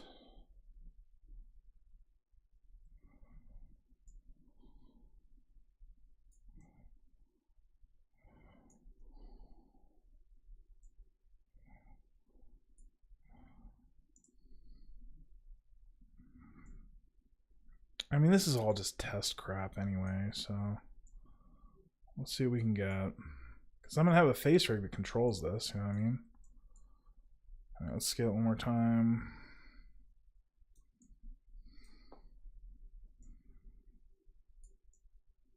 That's not bad. I'm cool with that. We're going to have to re-import all the textures and everything, but it's fine. It's a start. It's a start, baby. All right, so let's go back to this hand, and we'll have to redo all these, because this is really the point of question.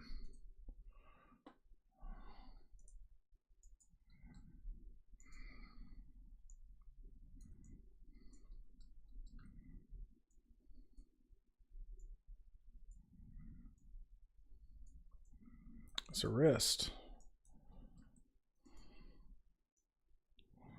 That's not going to fly. I just need to redo all these individually. But because these are already aligned, it shouldn't be a big deal, right? Right? One can hope.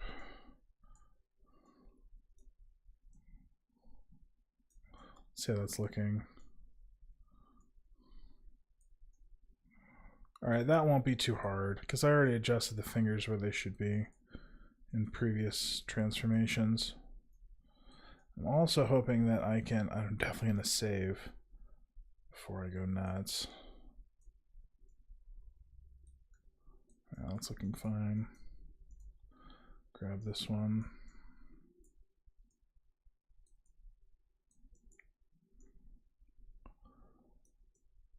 Yeah, this won't be too hard. I just got to remember not to do it incorrectly when I do the other side.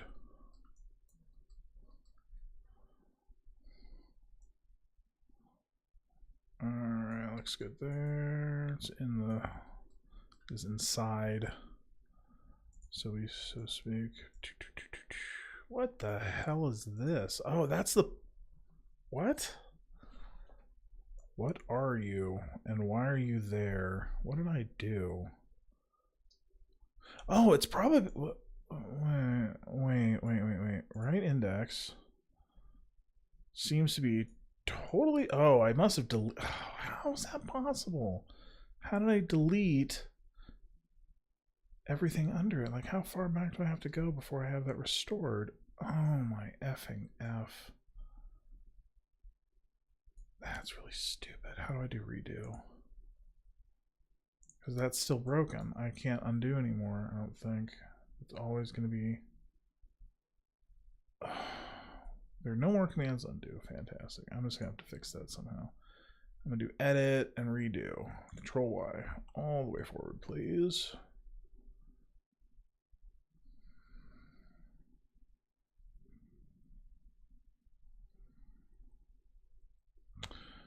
Okay. So I need to rebuild this bone structure. And I need to name it correctly. Otherwise, he's always going to have a finger out. You ended in 4. You need to be in 1. I'm going to rename it 1. I hope there's not a bunch of other attributes I'm missing here. Because I can't rename it right. Wait, there is a right index 1. Oh, it got deparented from that. So I think in my I just do 1 click, 2 click, and then P. Done. Fixed. Thank you, God. Alright, I was going to be pissed if that... Yeah, anyway. I was like, how did I delete that? It must be because I just clicked and dragged it. Got it somewhere weird.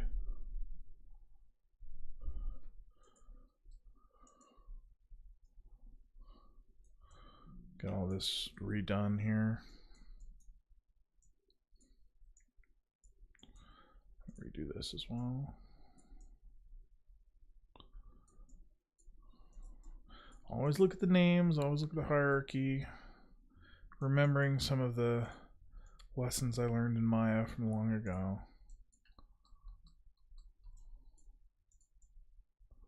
Alright. I'm just going to do a rotate here maybe. Just get it realigned.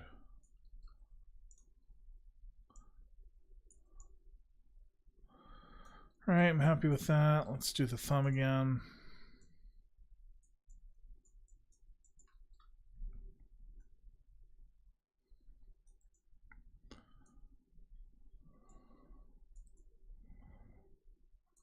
Okay, seems legit. Okay, let's do the left. This time it should be easier because I know how to do it correctly by starting at the back.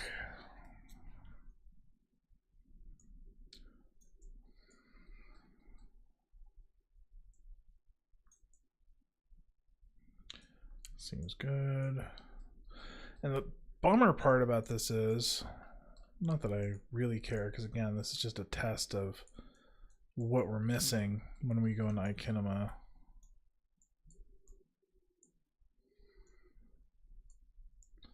I want to see how well the mesh deforms and all that when I start driving it with mocap data. But the thing I was going to say is a bummer is that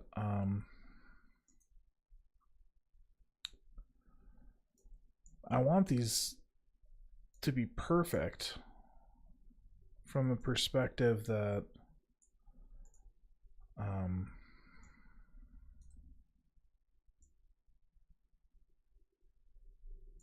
leave that one there. From the perspective that think about what I'm trying to say or what I was going to try to say. From the perspective that they should be symmetrical, you know what I mean? Like, shouldn't these be symmetrical? Grab all three of these at once, start positioning them.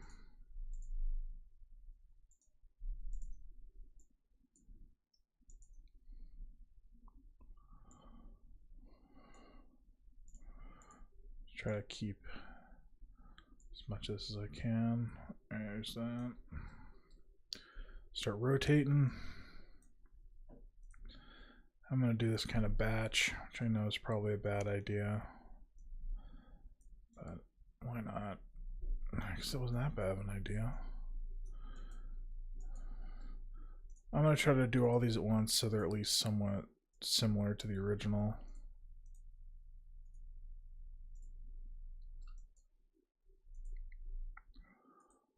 Because if I do them all at once, at least it'll be pretty close, right? And it's not driving the fingers. I just want the mesh to be reusable for when I do finger stuff. Because I'm like 99% sure in the documentation for iKinema,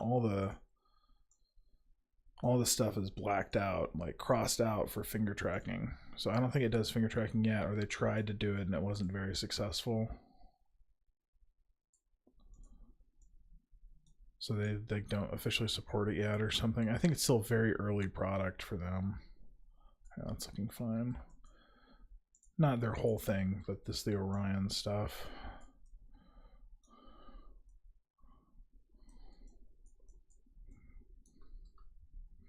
Rotate. Do another rotate.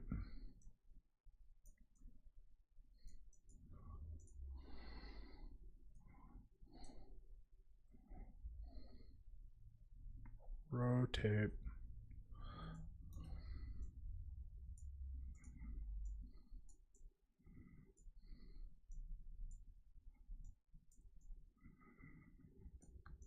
Okay, seems legit. I think that's done.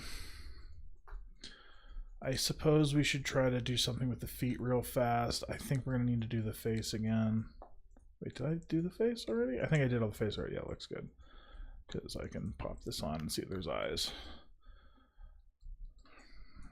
Alright, let's do the feet real fast because that's going to be important. And then we're going to bind this rig to the skin. Get my wireframe back on. I kind of want to get rid of these shoes, but I guess I will get rid of this shoe. Well, no, are the shoes tied to the rig? Probably maybe try to put the shoes on the character. Wouldn't that be nice? Alright, we're going to drop spine. We're going to go to right leg, and we're going to see if we can find the foot.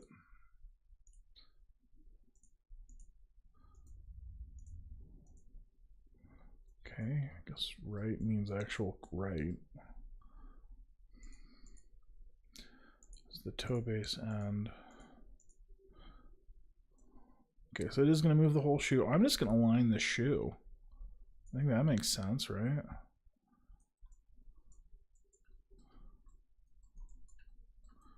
Kind of a good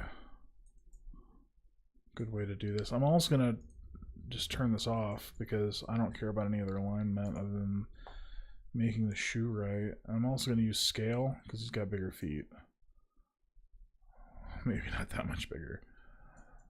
So let's get the shoe size right. I'm also not going to apply transformations until I copy it over. So I'm looking at the size of the shoe here.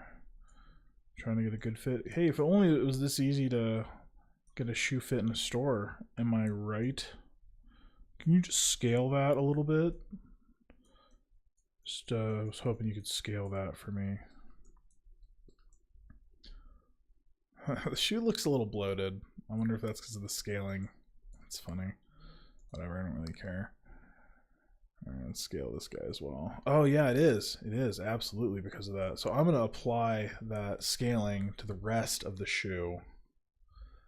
So I did 1, 2, 4. So let's apply that here as well. And right toe end. 1, 2, 4. Paste? I guess it doesn't apply to the end, but that's okay. So I'm going to rotate this a little bit. Maybe not.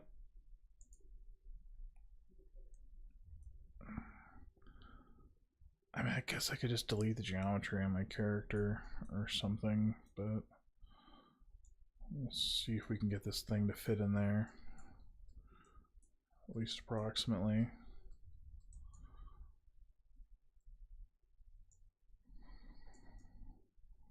His toe is peeking out. Come on.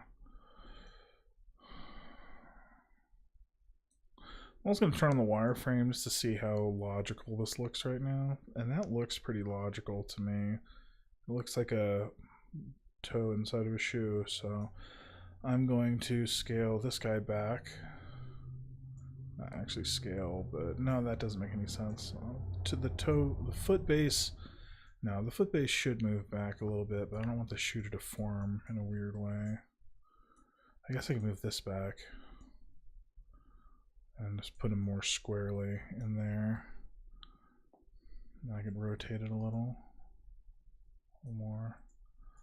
It's kind of a tight fit, but I never said that I finished the geometry on the feet, so I'm not super worried about it. Okay, I think that's good. So 1, 2, 9, 1. To right toe base, 1, 2, 9, 1, and we're going to do the same thing on the other one.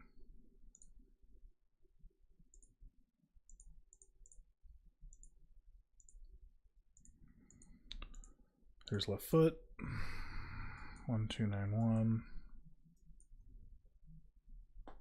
and left toe base, do 1, 2, 9, 1. Let's get this guy aligned. I was thinking I could do the same transformations, but I don't know. Let's get this shoe on.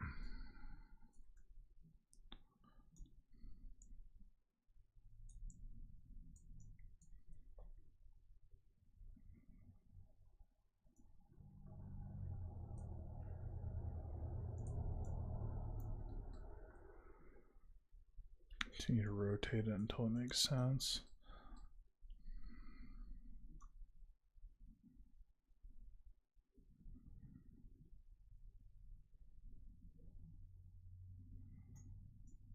It's got like some kind of weird. Are these both about the same place? Yeah, it seems legit.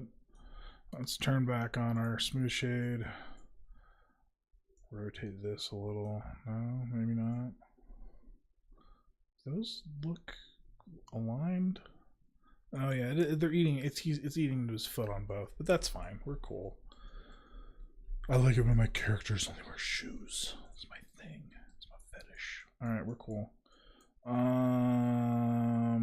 Indeedy. All right, so I'm gonna save this, and then I'm gonna do save as.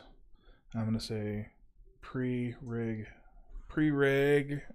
pre-skin weights. Sure, why not?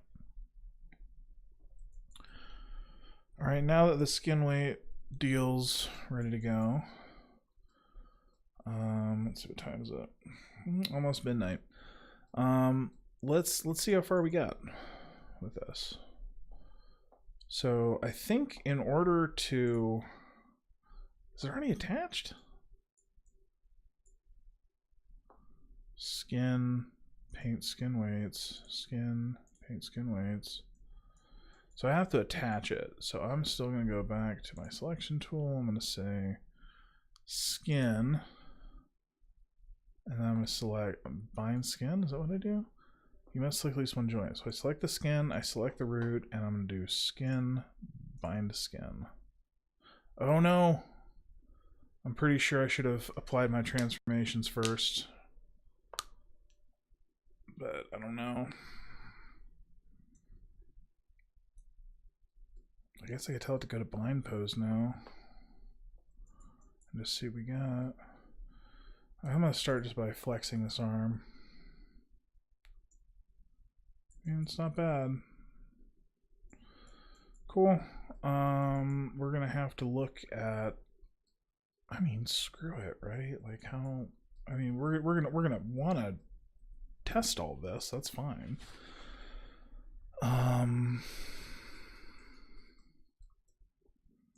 Because it doesn't have IK built in, so it's probably not going to do anything smart. All right, screw it. I'm going to export an FBX. Sure, export all. And I'll call this rigged bat test. And I'm going to put it into Unreal. So what we did before, and this guy's gonna be totally untextured, that's fine. I'm gonna delete the actor, I wanna say. Delete the actor. And I'm gonna delete the blueprint animation. Whatever, that's fine. And I'm gonna delete all the crap that's in here. Just delete it.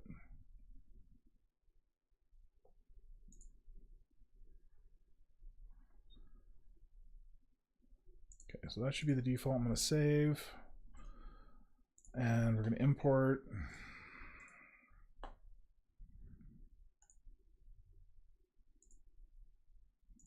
Rig bat test. Import all. Hopefully we should have a mesh and then some meshes and some skeletons. We'll see what we got.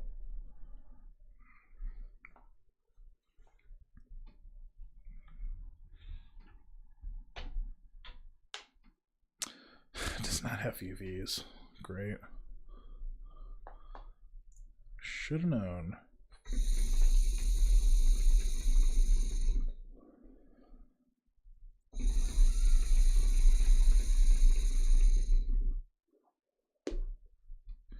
That's okay. We don't have anything going on there yet. And there's our dude. I'm going to create, add new animation blueprint.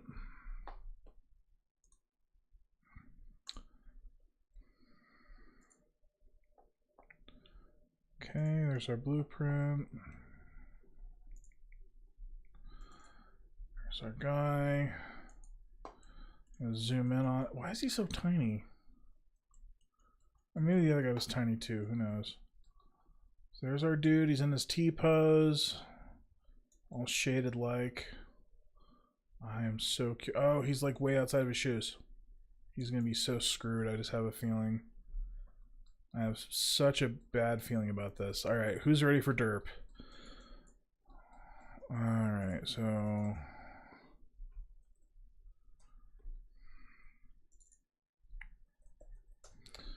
localhost, skeleton, reconnect. Let's see what we got. So I'm going to start, click to recompile, do it.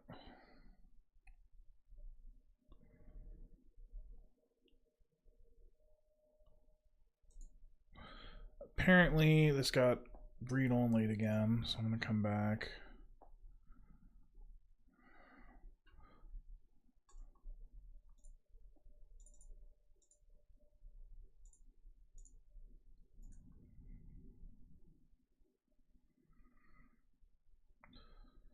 Make sure I can actually save my stuff. Also to start playing this, just see what we got. Retry, retry. You are such a bum. Holy shit. I am physically blown away with how easy that was. Holy fucking shit. I mean, he's totally screwed, don't get me wrong. But like, look at how close that got to like... I mean, we gotta go do the skin weights. I didn't do anything there, man. Like, that's my character that I designed. His shoes are not on him. And he's doing shit. Look at that, man. I'm stoked. I'm so fucking stoked. Oh my god. I mean, I gotta go do skin weights, like, so that it actually deforms in a way that makes sense, but there is a character that I made that is moving around, and oh, he's got like a giant overbite because the weight of the skull is all screwed up. But look at that, dude. Look at that. That's sick. Well, I am definitely doing the Orion stuff then. I cannot wait to put HairWorks on this. I cannot wait to put HairWorks on this. So I got to do the skin weights, and then I can do compile HairWorks, and I think that will be an excellent stream for tomorrow. Look at that, dude. I'm going to try some of the other stuff, some of the other poses that they've recorded. So I'm going to stop that. I'm going to options, playback demo sequence 2. And close, play. So this is an example of the Orion by Ikinema product, which is probably going to crash. Let's find out. Pause them right there. It's fully shaded as a white shader now. Okay, play. Okay, it's playing now. So it should be playing another dance that they recorded. Let's see what we got. Okay, yeah, that's what I thought. Come back here. We'll go back to Orion. Whatever, dude. I don't know why I didn't install start menu shortcuts. Kinema. So this is going to allow us to do motion capture with Vive. Demo sequence 2 again. Press play. Okay, there's our guy. Look at that, man. Like, that's like my again, I still need to do skin weights, but my god, it's actually a character that I built moving around. You can see all the deformations that are wrong there. It's around the chest, but like, as someone that never ended up getting animation as part of their skill set, like, this just blows me away. Like, this is a character that I was making the last couple of weeks, and now it's like, there it is, moving around. And of course, we got to do the skin weights so bad, because that's pretty janky, but I'm going to play one more of the dances, and I'm going to wrap up the stream. So I'm going to stop, do demo sequence 1, play. And here's the first dance from their thing. Like, this is going to be sweet. So tomorrow we'll do HairWorks. Or man, I don't even have enough energy after seeing this to do it tonight. But I don't think you guys want to watch me compile HairWorks. Or maybe that would be valuable, you know, to know how to actually get a copy of Unreal, which has HairWorks in it. So I can see where all the joints are and where all the skin weight deformations are wrong. But like, I didn't do any skin weight painting at all. This is just like, I adapted their rig and moved it around and got it going. Holy shit, this is so cool, dude. I'm so stoked on this. Like, and the other thing I'm proud of is I freehanded this model. I did not use too many photo anatomic references, and which is why the hands are so big, I think. Use bucket references. Yeah, dude, I'm down. All right, I think I'm gonna end the stream here. I'm gonna do some reading on the compilation process, and once I can just breeze through it, I will share that with the community. So thanks everyone again for watching. I am signing off here. Thanks again, Sage Ice Claw, for tuning in, and we'll see you next time.